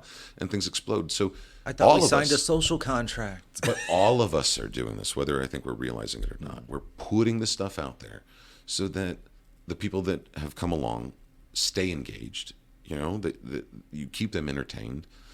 You promote shows that that was always the goal. It wasn't to have a whole life on Facebook. It was, hey, I'm going to be funny and entertaining here a little bit to remind you, hey, I got these shows coming up. Why don't you come see the real thing? Yeah. And in my mind, there's still things that belong in stand-up that don't belong on social media. Things I will do on stage that I do not want to share the video of, that I don't want. You know what I'm talking about? Like, I'm not going to give you the goods. Exactly. Right? Or something that's just, again, you can watch like comedy you can watch a clip of stand up and like, you put out the ones you're like, that's fine, I'll put that out there. But there's just sometimes you're just like, nothing beats the live experience. Exactly. It just can't. And that's one thing I always love about stand-up. It's like I have a show Saturday, doing a late show at the Improv, and this is the first time ever. Well, okay, like maybe the second time ever. I sent out direct messages to a lot of fucking people, most of whom, if not all of them, have expressed interest, seen a show. I've never seen a show, and I'm just kind of like. Also, it's the next show it's the only and next show I have. Right. So I'm like, I want this one to fucking count. I want to show the Improv that I'm bringing people. Right. Because they're basically like, put out, this fucker's free. Send it out. Guest list us. Right. Send it here. We want people. It's with not seats. said or unsaid. It's not a bringer show in the sense that everybody's required, like an open mic or whatever like that. But like you said, you want to show to the club. Also, Even I don't if it's know if four most people even see I've got a the following. things I post. I've got a following-ish. You know what I mean? Like, Yeah. you want to show them that people are there to see you. Not that you're just entertaining on stage, but that people are actually buying a ticket and excited because your name's on the show. You know?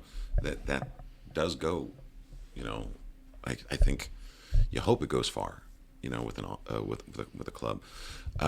Back to the second point that I wanted to bring up about that is, as somebody who does draw and somebody who worked on cartoons and caricatures and all this kind of stuff, do logo designs, T-shirts. You did one of my T-shirts.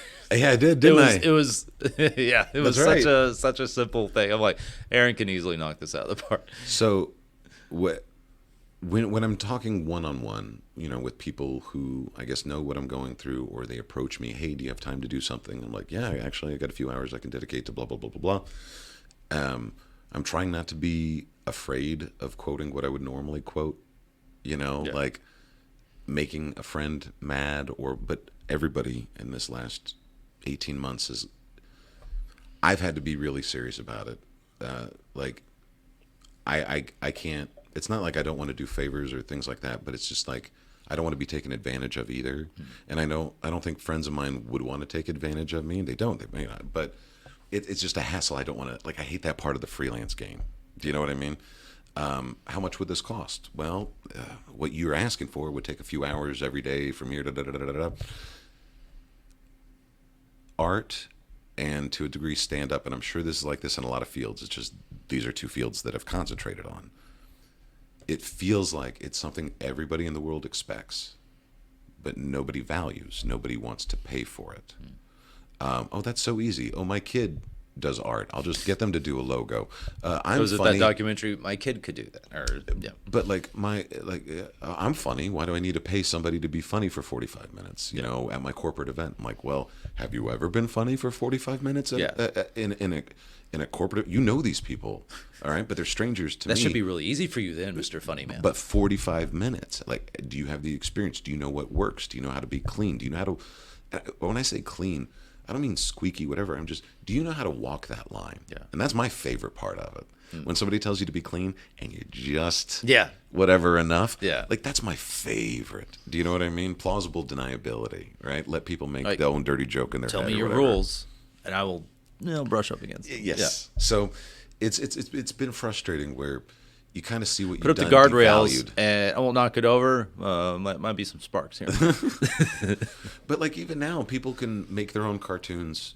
You know, they put their face in some app, and it turns into a cartoon. So it's like, even that thing that I used to do for people, it's like it's not as special anymore. That kind of thing. So I don't know. It's more so than anything I've had to reckon with. You got to do it because you like it, or because you get some sort of value out of it, whether or not somebody pays you for it or whatever. And then back to the celebrity thing, like an hour and a half ago. A couple came to mind. Both were really cool. When I was in high school, I read a book by Richard Belzer called How to Be a Stand-Up, which is not a very good book on the subject. It's a funny book, and if you're a fan of Richard Belzer, it's a fine book. Yeah. By the way, back then it felt like everybody was putting out books. Like every comedian. How many comics do you think under 30 know who Richard Belzer is? I don't know. Well, how about this? How many comics under 30 watch USA, Law and Order SVU marathons? Like, you know who Richard Belzer is. You just don't think of him as a funny stand-up. And we were on a class trip. I was in New York, and we're waiting at our gate, and Richard Belzer is like checking in at some gate. And I didn't know at the time, just like how not to be a pest. But I tried to do the same thing there too, where I tried to draw him and whatever. And I was a fan of his stand-up, and I introduced, myself. I got your book. Yeah, it was really funny, wasn't it? And I'm like, yeah, I guess. I don't know. But like everybody, I don't know. I haven't tried stand-up yet. But like everybody else, like all, the girls in the class and all that, they recognized him from like Homicide or whatever. So they were just excited that there was a celebrity and wanted to get their picture, But I was like, man, guys, this is a stand-up comedian. Show some respect. I did because for a long time, like Law and Order SVU was like almost on an IV drip. You know what I mean? Like it was constant, and whenever I was on the road too, it was like you were able to turn it on and it was something soothing, as gross as it is. But I did like a cast drawing of Ice-T, Richard Belzer, I forget all their names, but Benson Stabler, Those the captain. The ones you named are the only ones. Right. And I can't remember exactly when I posted it. I did. I posted this cast picture way back. So nothing happens with it. But then some random SVU like fan account, whatever, found it, and they posted. My name is on there and all that kind of stuff. So it wasn't like whatever. But then Richard Belzer saw it, and he tweeted about it. And then that's a nerd out moment. Yeah. You're just looking at your phone, and you're just like, Munch has seen me. You know what I mean? It's so funny and pathetic. And then a flip to what I was talking about, where people just take because long before social media, whatever, somebody told me it was a good idea to have my own website, and so it just felt like a good idea to have a hub where I could put artwork, where I could put comedy stuff and all that kind of stuff, whatever. And I had drawn Milton from Office Space. Oh, yeah. It was one of my favorite movies, and that the whole story of Mike Judge and making that and all of that, from animated short to film, and just Stephen Root doing that character. Love the movie, love that character, and I was also a huge news radio fan. The sitcom. This all ties together. Because I was also a huge Kids in the Hall fan from when I was younger. So Dave Foley moving from Kids in the Hall to news radio, and then Phil Hartman moving from Saturday Night Live to news radio, and then loving the other characters and all this kind of stuff. Anyway, I loved it. I ended up doing a cast drawing of news radio as well. Oh, man. It's still up in my house. And then I had this Milton drawing. Love Stephen Root. Stephen Root's representative finds me, uses the email on my website, and says, hey, we found this drawing. We think it's really cool. Stephen's going to go do a USO show. This is early 2000s with, he's going over to Iraq and just like to MC or something? 2006, 2007, he went over there as part of a Voices of tour. So, celebrities will go over there to sign autographs. Athletes will go over there to shake hands and, for morale and all that. Like, fingers crossed the troops watch news radio. but it's not, it was like the whole cast of King of the Hill went. Oh, okay. So he's there with, Mike Judge. And he's there as Bill Dauterive. And he's, what I'm talking about? And it's also... The troops definitely do watch King of the Hill. King of the Hill. Yeah, that makes sense. And huge King of the Hill fan, too. So they were going to have an autograph sheet where people would have their various characters and stuff like that. And so they already had a sheet set up for Bill Dauterive, and they asked my permission. I thought it was the classiest thing. Yeah. They go, we found this cartoon. We haven't seen anything like it. Do you mind if we use it on this thing? And, Stephen will sign it for the troops. And I was like, thank you for asking. Yeah. You know what I mean? Like, you're stunned that somebody even asked permission. And I go, look, I'm a huge fan. So absolutely. Yeah. But I've also got this news radio thing I did. Do you mind if he would sign that as well if I sent it? And I'm like, yeah, sure, whatever. So I had him sign that.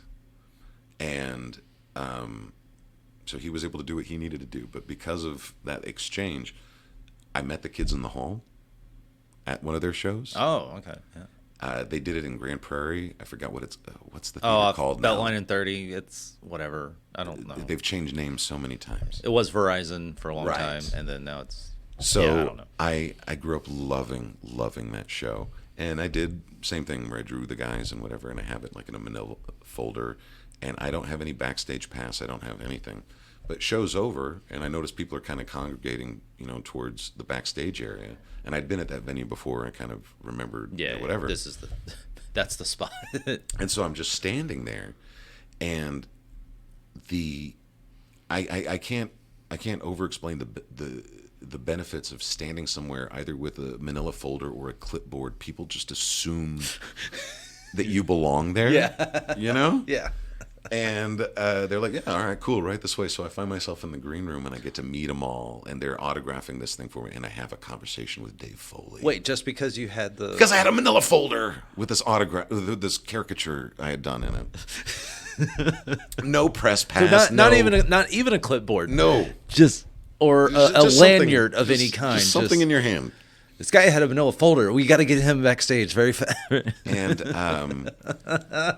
And I got them to sign it, but Dave Foley also signed the news radio one. Oh. And then years later, I worked with John Lovitz. I brought it up to the club, and he signed it. Okay, that's something I remember very well of. Okay, well, you drew like a comic strip of that, right? Of that story, yeah. Yeah, of the story where it. Oh man, it was. Oh, I can picture I can hear him like, okay, I forget exactly. Please tell me. But I can picture I could hear his reaction. So oh my God, yes. That was the cast I discovered when I discovered Saturday Night Live. That mid-late 80s, Dana Carvey, Phil Hartman, Jan Hooks, who I was like absolutely head over heels in love with. It was like right before Mike Myers got there, know, but Kevin Nealon, like that to me, it will always be, like this gold star, version of whatever.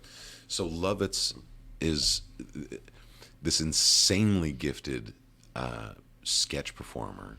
He's a great actor. Like when you saw him in like Big and one of my favorite things he was building up to. Whatever. But as far as stand up, he was very green. Very new, which was so weird because he almost seems like he has such a history of being You just want him to tell his stories. Yeah. And you like when I met him. Well, I even kind of thought, I was like, wait, John Lovitz, like it was like, John Lovitz do his stand up. Does John Lovitz do stand? It was one of those like he's been a comedic actor for so long that I never thought it didn't cross my mind that he wasn't a stand-up comedian. Right. But him being at the Improv that weekend, it was just kind of like, no, this feels natural. But it's like, he's not. He's getting into stand-up comedy. It's weird. But he has a name where he can. How many people you see who are headlining who aren't stand-ups? It's like a more legitimized Jeremy Piven pivot to stand-up comedy. But at least Lovitz knows how to tell a story and tells a joke. But it's just like. There are times where he was like trying to tell a jokey joke, and you just want to like, man, come on. We know you. Yeah, Tell every story about the movie set. Tell every story about anything, any real story you have about every celebrity you've met or whatever would be so much more interesting than anyway. I was still a fanboy, and it was one of those things where, I'd send my avails all the time. It doesn't mean that the club works you. Yeah. And I certainly never felt like I was in a place where I could ask. Wait, you send avails to club and not just, hey, what do you got? I'm telling you, years and years of going through the calendar, putting an email together. I'm open this week, next, planning it out 6 months. Hey, if you could use me, I'm off night headline, feature, whatever, blah, blah, blah. I've performed your clubs, whatever, and nothing goes answered, And then somebody will approach you the week of, it happened to me this week. Hey, can you do this Thursday through Saturday? No. I sent avails Yeah. months, like months ago. Yeah. Like why? And it's part of the real frustrating process. Yeah. But no, what were we? Love it. So I campaigned for that week. Okay. I said, please. Yeah. I don't ask, but if he's coming through, if he doesn't have any support, Yeah. can I be on the bill somewhere? Just, it's one thing to go and meet him. It's another thing to meet him. In his mind, you're not peers, but that's the great thing about stand-up, is that all of a sudden you're telling jokes and you're in the back room and you're chatting with people as though you are peers. You kind of are. Yeah. You're not at the same level. You haven't done everything, but you can make that room laugh. And now all of a sudden you're somebody kind of worth talking to. Yeah. You know what I mean? He was very nice to me, very complimentary, quietly. Like we're standing in the back and we're watching the feature, or not the feature, the host, and he's whispering to me. He goes, "That was really good." He's just like, and 8-year-old me is inside, like, "Oh my God," and whatever. John Lovitz is whispering to Yeah. you right now. And then Like, why is he whispering? You'll find out. yeah. And so we're in the back office and he's there and he's eating, and it's also, there's no real green room there. There is now, but not a room that you can shut. You know what I mean? So unfortunately, if the big star comes in, they said everybody out, then everybody's out of the office. He was very cool, and we're all whatever. And I can't remember if he asked for my card or my card was around, but I had just made some new cards or something like that. He goes, "Let me see that." And it was a Critic fan too. Dude, I'm a huge fucking Critic fan. Yes.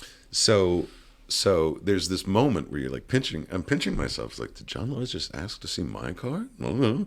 And then he looks at it, and you don't know at the time, but he was really good friends with Jamie Masada at the Laugh Factory. He knows the Persian community in L.A. and all this kind of stuff. So you see, Aryanpur, I says it right. Aryanpur, what's that? And I don't remember if I talked about my dad on stage or whatever. Yeah. No, I know I did, because I did material about it, and I was confused. Okay. I thought you complimented me. You don't watch every minute, Mr. Lovitz? And I go, "Oh, it's my dad. He's Persian." And without missing a beat, he hands the card back with disgust, and he goes, "Oh." And there's a moment where you're just like, is he messing with me? I think he's fucking with me. But if this is real, this is really messed up, And 8-year-old me is gonna be weirded out. Yeah. Saturday Night Live sucks. It sucks. My father's Persian. Oh. And then immediately I go, "Yeah, but my mom's Jewish." I'm thinking that was some sort of whatever. And then he goes, "Oh," and he takes it back. And I go, "Oh, that's funny." I got the joke, he got the joke. Yeah. And it was like, oh, it was a great moment. And then we were the only two in there in the office at the time. And then he goes, okay. Oh God! Oh my God! And that's where you're just like, oh my! You're probably like, I'm in. He wants to joke with me. But there's no one around. There's no one around. But it's no greater conversation. Yeah. There's who you need to talk to. There's nothing like that. Instead, it's like, okay. So I'm gonna say, "I want your card," and you're gonna hand me your card, and I'm gonna go, "Aryanpur, what's that?" And the whole time I'm like, it just happened. It just happened organically. I was here. And then you're gonna say, and I'm gonna go, "Aryanpur, what's that?" And you're gonna go, "My father's Persian," and I'm gonna go, "Oh," and then you go, "But my mom's Jewish," and then I'm gonna go, "Oh, all right, let's go." And I'm like, what the fuck is going on here? We had just rehearsed a sketch, and now we're doing a scene of something that just happened. Exactly. I will tell you this: it's a psychotic moment, but for somebody that dreamed of Saturday Night Live, this is not Saturday Night Live. This is nowhere near Saturday Night Live. But in that moment, I had this spark of what must have felt like to be kind of in a writing room and somebody go, "Oh, that's a great idea. Can we blah, blah, blah, blah, blah." And then capturing it. And then maybe next week it makes it to air. Do you know what I'm talking about? And that whole weekend, that one little moment, I was like, I got to play. I had I had a moment of play with somebody I watched when I was a kid, and it was awesome. It was very gratifying. you know, and I'm sure it meant nothing to him. Oh man, that's still though, man. That's who would have thought? You know, you're drawing that shit. You're in that class, and next thing you know, When I was Lovitz is being hilarious and then a little weird to you. when I was sitting all alone in a theater to watch Mom and Dad save the world. Who would have thunk, you know? Did you ever? Did you tell that to John? No. You know, years ago, I was sitting alone in a theater. You're just waiting for him. Like, oh man, if he was not joking with the whole card thing, that's when you'd be like, that was odd and racist. Yeah. And you're just kind of, you know, John. Years ago, I was sitting alone in a theater watching Mom and Dad. That would have been great, but luckily, he's just a weird dude. Right. That you got to work with. That's Yeah. And then I got to have dinner with him at Twin Peaks after. Oh. Which was awesome. He goes, a few of us are going out after the show. Do you want to come? And again, you're like pinching yourself. Like you kind of hope that you get the invite. Let's hang out. Let's talk. Yeah. We should be friends. You know, that kind of thing. And I'm like, yeah. That'd be like you said earlier, I never hang out. But if it's like a Sunday, I'm like, man, let's go someplace. Yeah. I'm not going to, like, I tell my wife, John Lovitz wants to go hang out. She'll be cool. You know what I mean? And I go, yeah, that'd be awesome. And he goes, I was trying to be nice. And then I was like, really, so you don't want me to come? No, you can come. I was like, what is going on? So like, where are we going? Is like, let's go to Twin Peaks. And I'm like, why not? This makes all the sense it needs to make. And so drive to Twin Peaks. I hope our waitress knows who John Lovitz is. Yeah, well, there's no way she knows unless she was a fan of that one episode of Friends. Or is slightly like you know, takes your order. Hi, I'll be so and so. I'll be, and then like walks away. It's just like that guy looks very familiar. That guy looks like the search for Curly's gold. We walk in to Twin Peaks. The guy, there's a manager there by the hostess stand, you know, and Mr. Lovitz, hey, how are you? Right, and we're walking to a table, and I don't know where I got that. I was like, man, look at that. How about, I say this out loud to him, to John Lovitz. I go, how about that? After all this time, you know, whatever. Like, what a dickhead thing to say, oh, right? God. And then he goes, well, to be honest. And it was so funny because with that voice, too, you just never know what his proclivities were, what anything was, you know, whatever. He's always that voice in everything he does. Yeah. It's so crazy. And I go, isn't that great? Like, just the star treatment. Yeah. You know?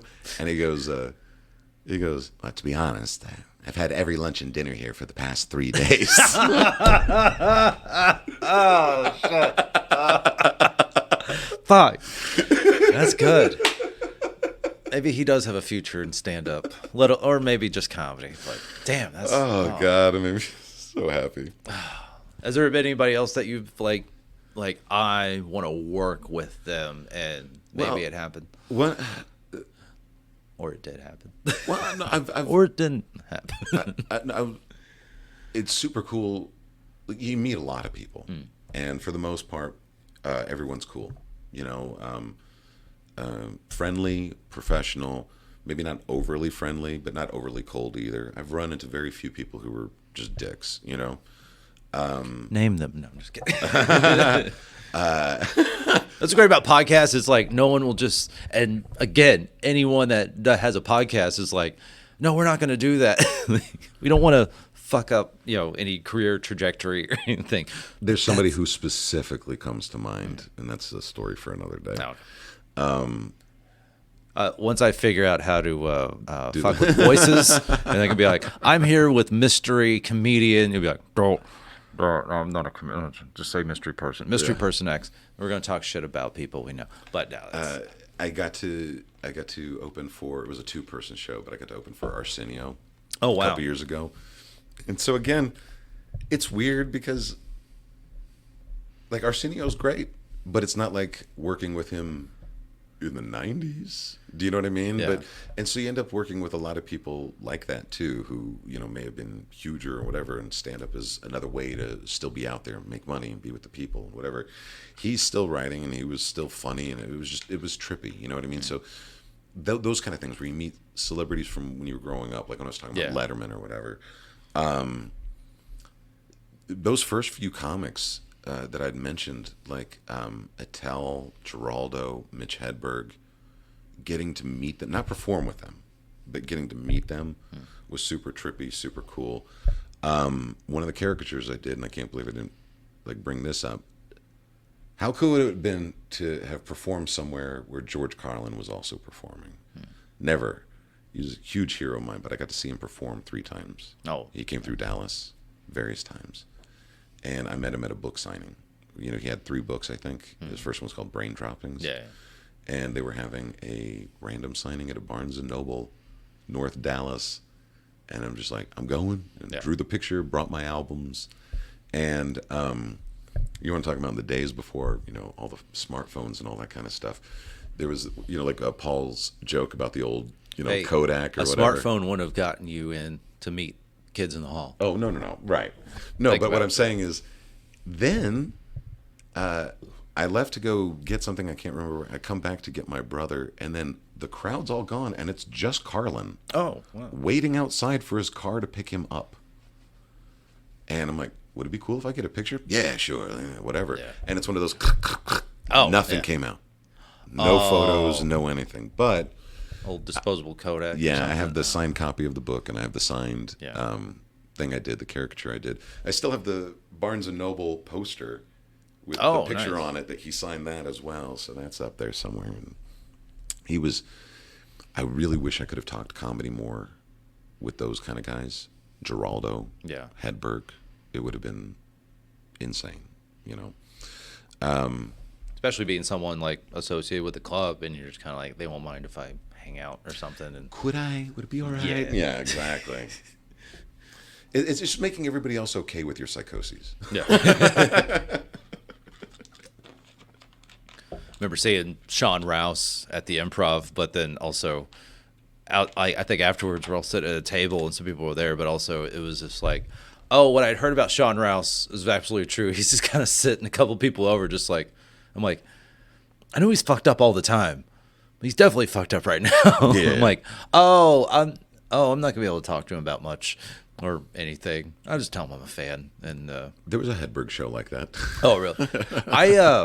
Not that he was upset, but that he was not open to meeting people. Oh yeah, I kind of love telling people, like, not to bring down, you know, the luster, the star that is Mitch Hedberg, but some people I'm just like, oh yeah, you know, like, you know, yeah, like, you know, I think there's a story of, like, you know, he broke a heroin needle off in his leg at the, you know, at a club here in town. And they're like, what? I go, yeah, it almost went gangrene. And I'm just like, that's what I heard, you know, from someone I don't think needed to tell tall tales. Yeah. And they're like, oh my God. I go, yeah, it was very tragic. He's not just, you know, jokes about koalas and shit. Right. But on a good story about, so, you know, Darren Collins. Yeah. So I always, like, that's a guy, if he's ever on this continent, I would love to, you know, talk to him. Yeah. You know, Darren doing what? So he's a professional. Before he moved to Africa, he's a professional juggler and stand-up comedian, magician, juggler. Yeah. A puppeteer. Yes. Yeah. Which is what he's doing a lot in Africa for HIV, AIDS, education, and all that. I've got to do some stuff for him. Actually, I got to help him do some artwork, but then I also did some voiceover. Oh, okay, because they do these shows live, but they'll need voices recorded. Gotcha. And so they'll whatever. And so I actually got to be like a lion. I got to be a whatever. And he does these. I don't know what you would call it, but just health and safety, sex ed. Yeah. You know, kind of demonstrations. I think, like he told me, like when he was starting to first go over there, it's like you can't just go around and just teach. Like, there's no, here's a condom on a banana, you know, like the trope we have here in the States. Right. There, for some reason, you could go through puppetry and it's fine. So, like, before he started doing all that, when he was still, you know, here, magician, here. And this was, let's say I was 17 or 18, maybe 19, somewhere between there.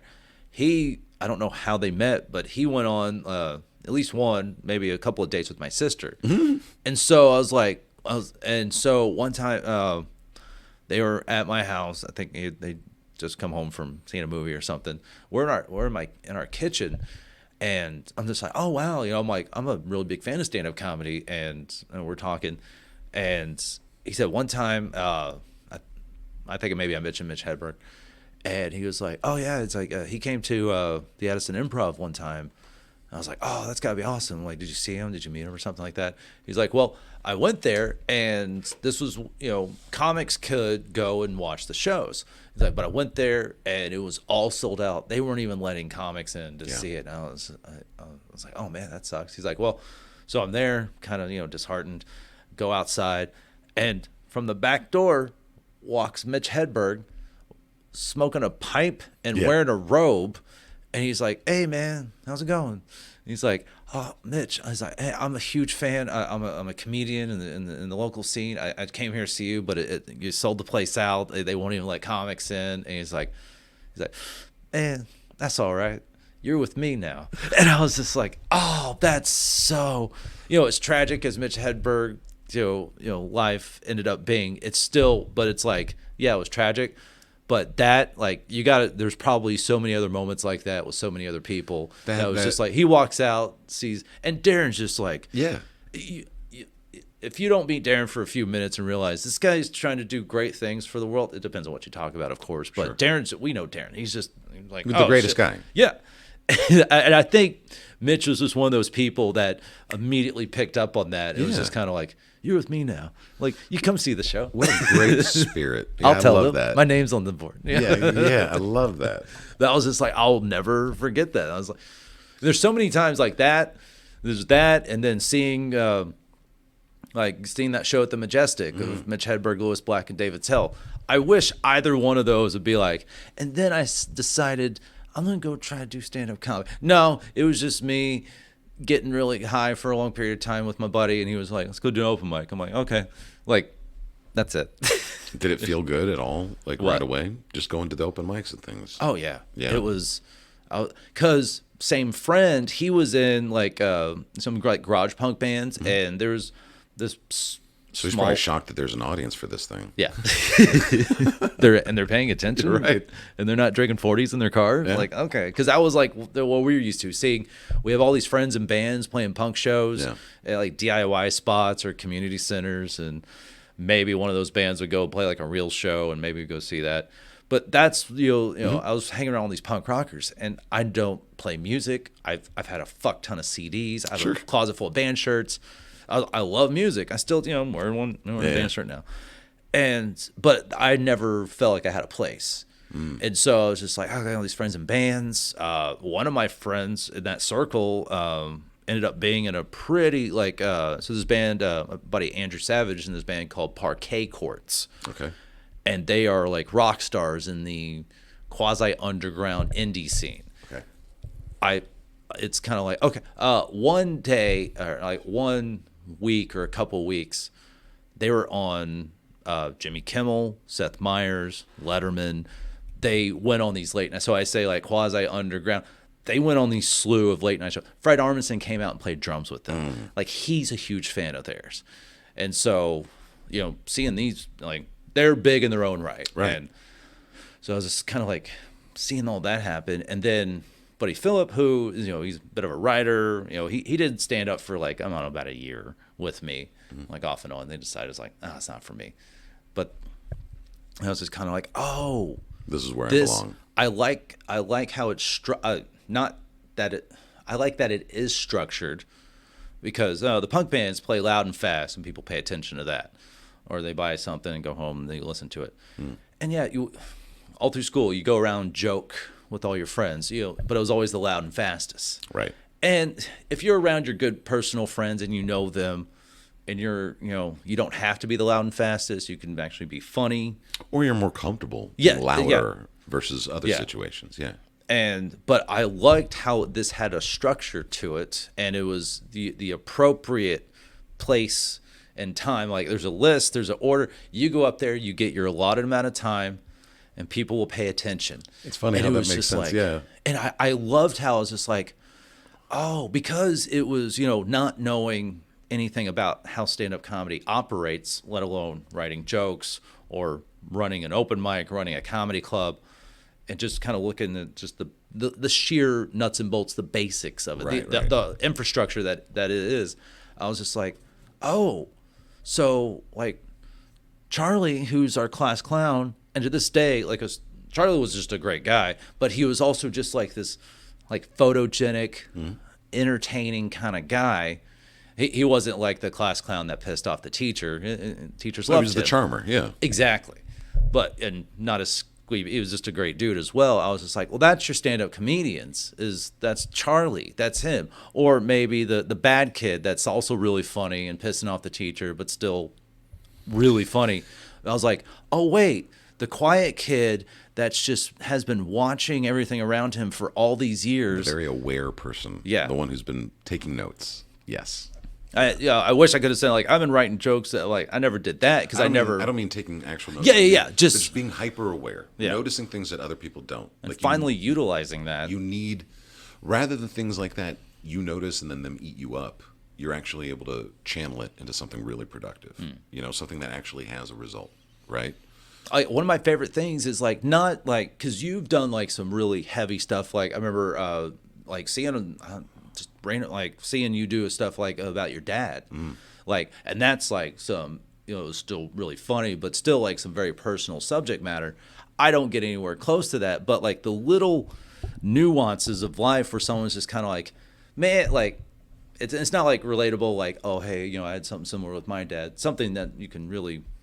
Someone you can connect with something on like a spiritual, personal, deep level. Yeah. But I like the going back to the observational stuff, where it's like, man, I've noticed that I just never thought about putting it into words, and it's something very inane, but good for stand up because stand up silly. Might as well point out the silly things. Right. Like I agree, I don't like that either, yeah. Or I've never thought about that. And I'm just like, I can't stop noticing this foible of humanity or something, just weird little thing. And even when you go on vacation, it's hard to turn that mindset off because there's a part of you always looking for material. And one of the things I had to kind of reckon with was, no pun, is the majority of my material, and I think a lot of people's material, comes from frustration. Right? Or confusion. The majority of it. Oh, yeah. You don't go up on stage and go, hey, man, everything's great. Yeah. I got along. I drove to work and everyone was cool. It's never that. It's a way of bitching and moaning, but in an entertaining way. Instead of complaining about your day or your life. Yeah, nobody wants to hear someone complain for 45 minutes. Or what you perceive as the wrongs that have been done to you. If you... Like Oscar Wilde say, if you want to tell them the truth, you make it funny. You know what I mean? If you can figure out how to make it entertaining, people will listen. People will pay attention. People might offer support. And so, like Lewis Black, he is definitely complaining about some big time things. Yes. But the way he talks about it, the Masterful. way he projects, even just pauses, makes up, like to this day, unfucking-believable. Like, right. God, that's fun to say. Yes. It's fun to hear, and then it's fun to say. You're like, and you take it from that. The problem then in real life is, instead of living your life, going on a trip with the family, or doing this activity, whatever, there's a part of you always looking for what's wrong. There's a part of you always looking for where's the fly in the ointment, because I guess that's what I'm attracted to. And I'm like, I can turn that into something. There's a part of me, like even in the moment where I'm like really, really upset and like shaking from anger, I'm sure there's a part of me in the void, way back in the brain that goes, we can use this. You know what I mean? Yeah. We'll calm down. Yeah. We'll calm down, and we'll figure out why this is funny. There's a lot of managing emotions. There's a lot of... I hadn't even thought about the material I had done about my dad because I hadn't had the opportunity to do it in a long time. But when you're going through those experiences and feeling those feelings, like, to me, that's all I was doing. It was a very isolating place, just obsessively, why am I feeling this? Well, when am I going to feel better? What am I going to, whatever. And in those moments, you kind of see the branches of, like, analyzing that reality can be funny. The situation isn't funny, if that makes sense. My dad in the hospital and then in hospice, that's not funny. Being insulted by the hospice nurse when I get there is incredibly funny to me. Yeah. And I don't know if anybody else would have noticed it. Do you know what I mean? Yeah, it's my experience. So if I can take that experience and relay it to an audience full of strangers, I feel great. Yeah. You know what I mean? Like, how fucked up in this situation? I'm here to visit my father and she says this nasty thing to me and everybody's cool with it. Like, nobody bats an eye. Nobody thinks it's insulting. And then being on stage and being able to say, this is what happened, and people laughing in recognition going, holy crap, that's really insulting.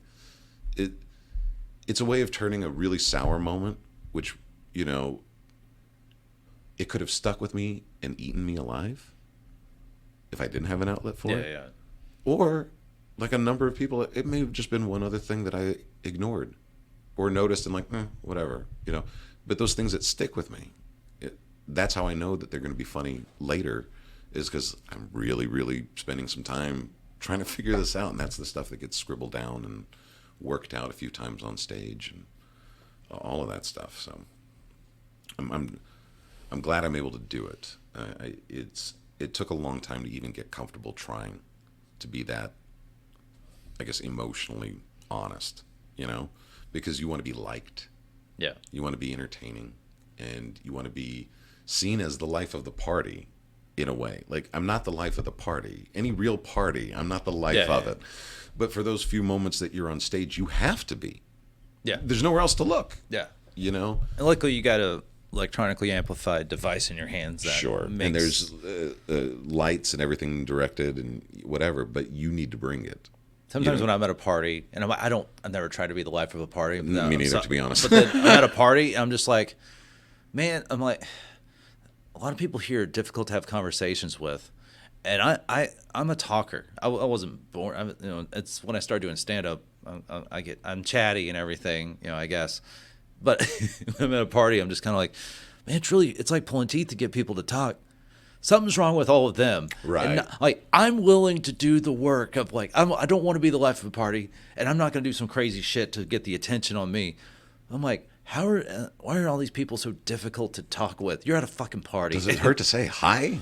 Oh, let's find a subject. I will bullshit about almost all subjects, and I will pretend to like something I despise if that helps the situation. Like, I'm not a big fan of Star Wars that I used to be, but I'll pretend if that helps. Eventually I'll pivot it to some Babylon 5, maybe. Or baseball. We'll figure it out. If I'm lucky.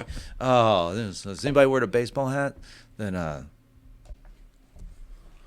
okay, so before we wrap this up, you are always part of a specific memory of mine that I love telling people, but also it's always kept me from getting disheartened from any show. Open mics are, whatever the fuck they are.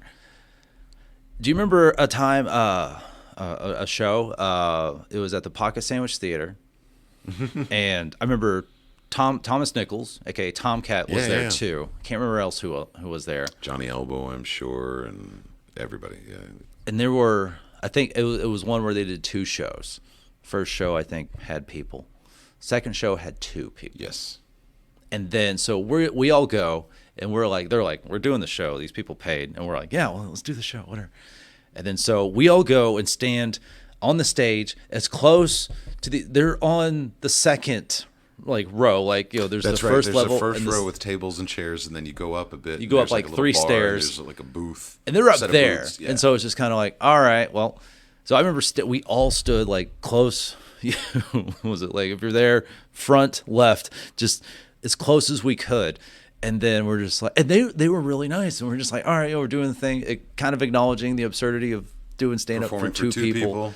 And we're kind of and you were headlining, doing at least 20. Headlining. You did more time at the end than the rest of us. So it is legit headlining.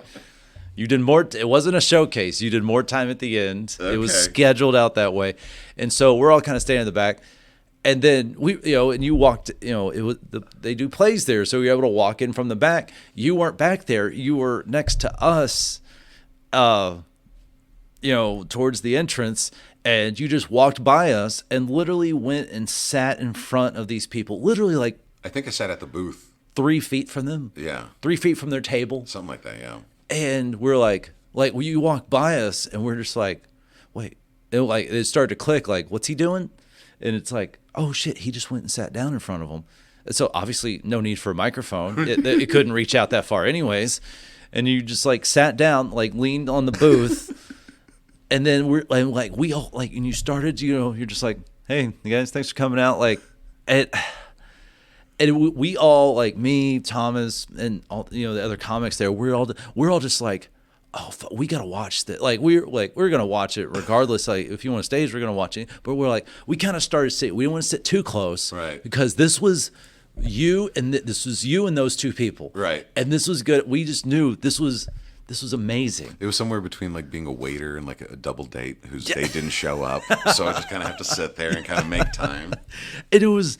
And I remember fucking laughing my goddamn ass off. Yeah. And we were just enjoying it. We all sat like, 15, 20 feet away just to be like, we want to watch this and enjoy it, but this is for them. This is Aaron's gift to them. And so like, I love telling people that, I saw that, I saw someone do 20 minutes, at least 20 minutes for 2 people that paid to be at a show. And that's why like you always do the show. But also, it's like any show I've done, I'm just kind of like, fuck, if Aaron can do 20 minutes for 2 people, I can do whatever time I'm supposed to do for, I'm like, are there more than 2 people there? Then I'm doing the fucking show, and I'm going to be grateful for it because I'm there. And, the circumstances can't always be, you're going to go literally stand in front of it. Luckily, it's Pocket Sandwich Theater. It's a theater. You can do that. It's a small theater. Yeah. It's a very, very small theater. No waiter's going to be walking in between you, which actually would have been kind of funny. It would have been funny. Yeah. But one of the cool things about the Pocket was that it was always a place you could do an extra set after you'd already performed at Hyenas or the Back Door.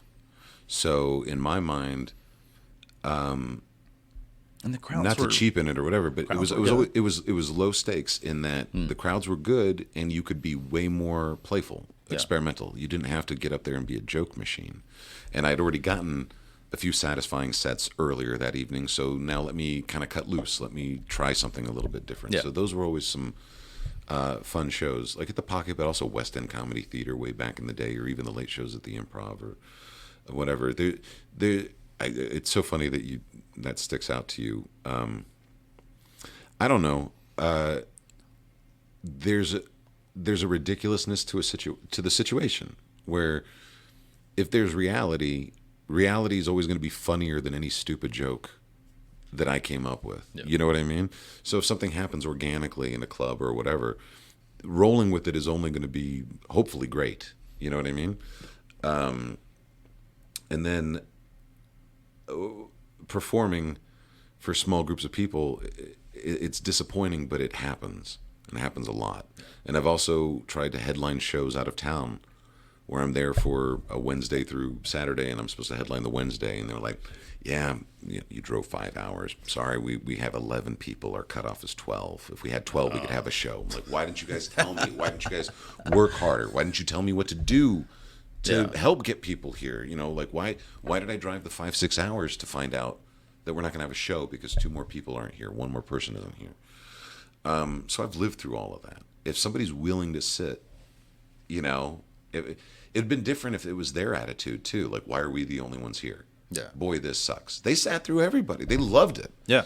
So they could have easily just been like, oh, we're the only people here. We're going to go. And I think the club would have been like, we understand. Here's your refund. Comics, there's no show. So the artificiality of the stage and the lights and the microphone and all that kind of stuff just seemed really preposterous.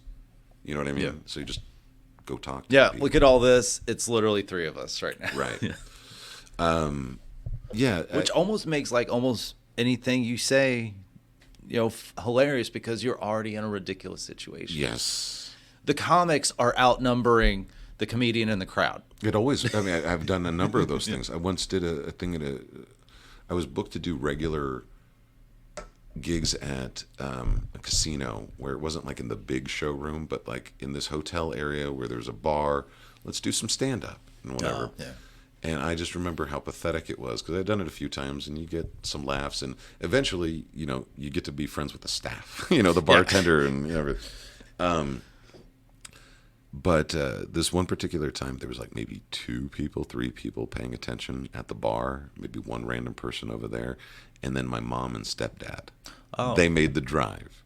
And so now I have to do a headlining set Oh, God. in front of my mother and stepfather and these 2 people who don't know that this other couple is related to me.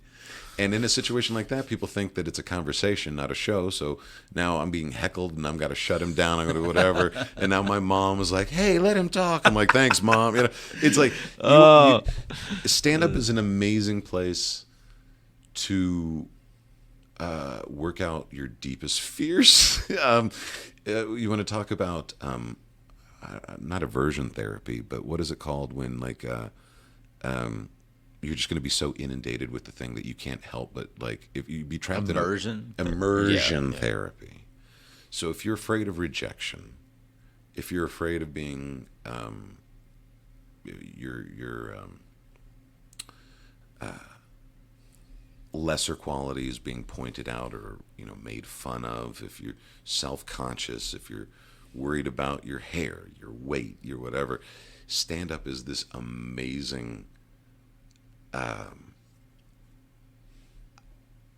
don't know how to put it. You have to face those fears head on. Do you know what I mean? It's a way of getting over yourself. It's a way of kind of putting those kind of self-conscious feelings, those fears, on hold. I don't know if everybody's like that. I know it's like that for me, where it's just like you want to go through the day polite. You don't want to ruffle too many feathers. If there's something that you can say to liven up a situation, sure. But I'm not out there in day-to-day life. Yeah. Do you know what I mean? And on stage, it's a very freeing, knowing that you can communicate those thoughts, knowing that they'll be appreciated, knowing that people will laugh at them and validate and all that kind of stuff.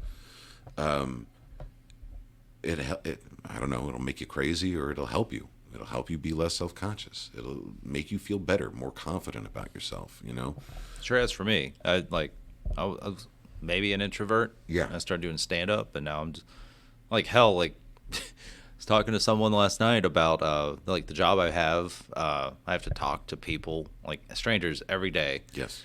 And I did a couple open mics last night, and I was talking to a comic, and it was like they're talking about it was like a job interview, and he's like, "Oh yeah, and I'm like, I'm not mentioning I do stand up." I was like, the job I have now, I made sure to mention that because it helped with them. Like, I have to talk to random people all the time. I told them I did stand up.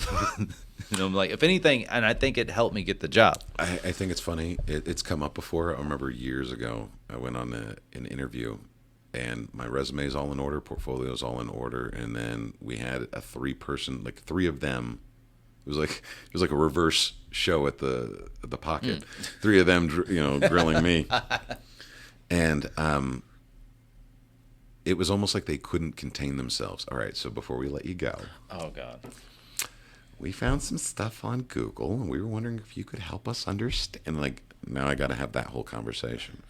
And there's a part of me at the time that feels like, oh, they're going to think that I'm not dedicated to here. They'll think that because you do stand-up. because I do stand up, or I'm not going to be as available because I'm spend my nights here, or he's going to come in drunk, or he's going to come in hungover, or he's going to come in late, and he's going to come in like there's all these reasons in my mind why that might be a reason to not hire me, And the more and more I thought about it, and especially how I was able to use a lot of those skills I developed in meetings, client presentations, being able to be entertaining with some of the driest, material, or getting people excited about stuff that they normally wouldn't be all that excited about.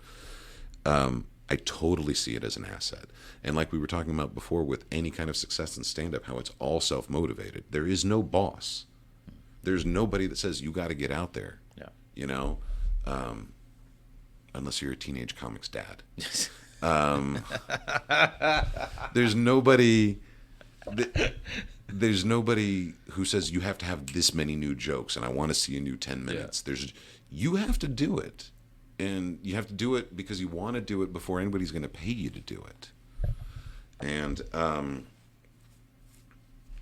anyway, I'm just rambling, but forget it. Did you get that job?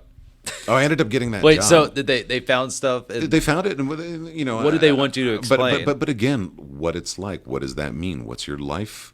How does that work out? Again, a lot of questions that don't normally come up in a job interview because they're not supposed to ask personal things, but you put it out there. Yeah, you have a so tour it's not schedule. It's not personal anymore. Yeah. Exactly. So the benefits of it, though, being... Did you invite them to a show? You should have done. Some people did eventually over time. Oh, okay. Would come out and stuff like that. And some people would come out to the Improv. Some people came out to House of Blues. People had no frame of reference.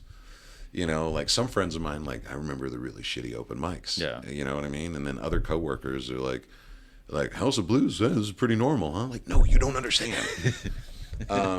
You got one of the good ones. You got one of the good ones, yeah. But being able to think on your feet, being able to think creatively, being able to contribute to a brainstorm. I don't know how many brainstorms I sat in where everybody's just sitting there, like dazed, stunned, and I'm like, I thought we were creatives. Why can't we just generate some ideas here? Why can't this be fun? And whether you've taken, I took 4-day weekend improv training. There was a time where it was just all about classes. Like I loved it, whether it was Dean's class or a voiceover workshop or improv through 4-day weekend or whatever. Like I always valued that time. Like I was paying to go play for like an hour or 2 or 3 hours a week or whatever it was. And I was getting to hang out with people I never would have met otherwise who were all somehow similarly in this frame of mind of looking for the funny and wanting to help each other. It was like, and when you experience that, and even open mics and comedy shows where you eventually start making friendships because you're like, I like what that person does on stage and I like who they are off stage and they're easy to talk to, and you develop these friendships and it becomes a very fertile landscape for all sorts of creativity. You know, when you're in it, you can't help but think of more material and how to add things and make things better and add bits and all that kind of stuff. And it makes it all the more frustrating when you go back to the mundane reality day job and, you know, you spend all weekend yes-anding, you know, people, and you're like, all right, so what are we going to develop? And like, no, we can't do that. And you're like, I thought we could. No, we can't do that. And you're like, all right. So then it feels like drudgery. Why is your boss George Carlin? Oh, there's that too. All right, man. Well, I know you got family and everything. We talked a lot. I really didn't think we'd have this much to talk about. Oh. Fuck you. All right, man. Oh, I appreciate it, dude. You're definitely I didn't know how long until I was going to like hit up comedians to start, you know, because I do this to do interviews. Mm-hmm. And I'm just like, I don't want to be another comedian with another comedy podcast, because you get so many comedians in a podcast. You realize comedians that do comedy related podcasts, they seem to do like 4 of them and just like rebrand and do something else with another comedian. I was just talking about that to somebody else. I'm like, can y'all like with this? It's me interviewing people, and I'm like, that's it. That's all it needs to be, and I can just keep doing it in perpetuity, and it doesn't have to be anything more than that. I feel I don't need a gimmick. I can't catch up on anything. Like I can't catch up on news. I can't catch up on pop culture. Yeah. I don't watch everything that it feels like everybody else, except for Loki. All right, we got to scratch that part because I totally forget. No. What were we just talking about? Comedians doing comedy podcasts. The podcast. Ad infinitum. This is how long the day's been. I was up at 6 o'clock. Oh, shit. But yeah, it's like I fall. Sounds so tired. Fall behind on TV shows, fall behind on movies, and podcasts is like even worse because there's always a couple that I want to explore. There's always a couple that, you know, I subscribe to and I want to hear, but then like I don't listen. Then all of a sudden there's 20, 50 new episodes or whatever it is. And then just like you were saying, you know, I'm sure every comedian has entertained the thought, and I'm glad that you're doing it. But like, I could have a podcast, I could, you know, whatever. But then it seems like such another monumental commitment of time, energy, resources. You know, if you want to do anything consistent, Yeah. if you want to do anything that's going to, you know, grow an audience or whatever. And then you find out, like you just said, yeah, and then listen to this other podcast I do with so-and-so where we tackle blah, blah, blah. And then I've got this other topic. Talk about grilled cheese sandwiches. What I'm else just could you possibly, like, here I am thinking I don't have time for one podcast. Yeah. And everybody else has got like 10. You're like, okay. That's why with this, I'm like, well, what do people like to talk about? Themselves. Yeah. And I can facilitate that and then talk about myself off and on through that. Yeah. And then we all benefit in the Yeah. end.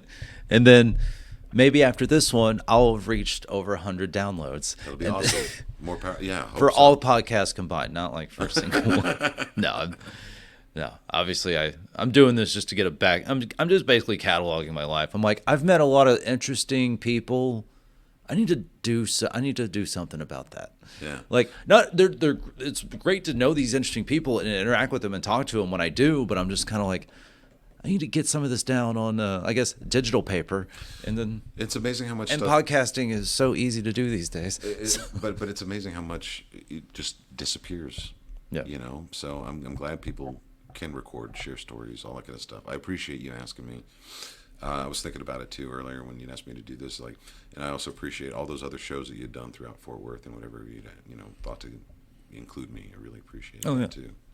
It's nice not having to do many of them.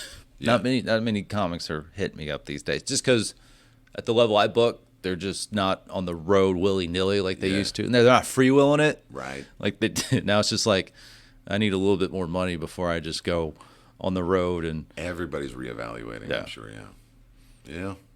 Well, that's why I'm okay just booking like Eddie Pepitone. That he sells tickets, so.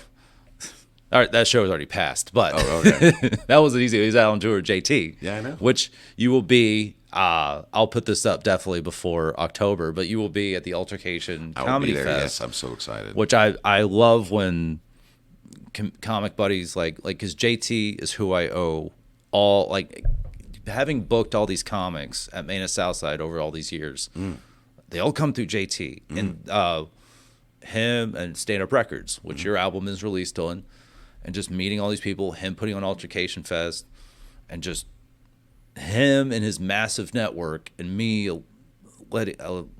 being able to be a part of that. And then also, now I'm just kind of like you, like seeing you and JT, like I don't think I've had you on the same show. No, I don't think we've But done. but obviously, you have Dan in common, and y'all probably know plenty of other comics. I don't even remember when we met. He's just one of those guys that all of a sudden we know. Yeah. You know what I mean?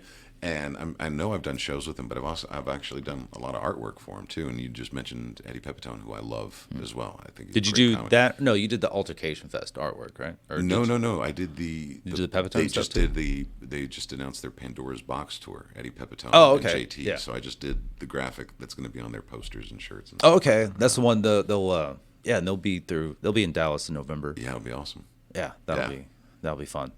But yeah, man, I was happy to be like, I did the art for that, and yeah, because the flyer was put up in the. Are you in the Bad Comedy Flyers Facebook group? I used to be. I don't seem to see It's- that one as much. Yeah, Yeah. there's no rhyme or reason, but somebody put it's the flyer with all the names on there, and like JT's like, yeah, that's my flyer. He's like, I get it. It's just a shit ton of words and everything, but it's like some people post in that group, but I'm just kind of like, all right, you gotta have a flyer of the fest with all the fucking names on there. Right. This flyer's in a few places. I'm like, there's no point in putting that in there because it's like posting a. Yeah, it's That's really not the stupid. flyer for the show.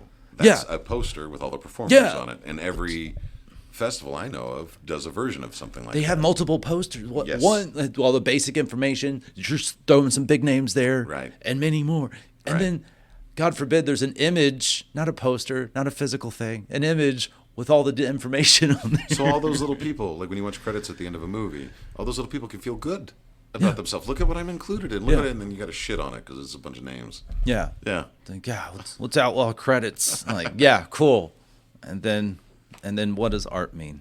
And then art really is for fun and can't be made for profit. Never. Anyways, thank you, sir. I appreciate you carving out it. some time. Yeah, thank you. Busy schedule. All right, man. Thank you much. Bye, anyone listening.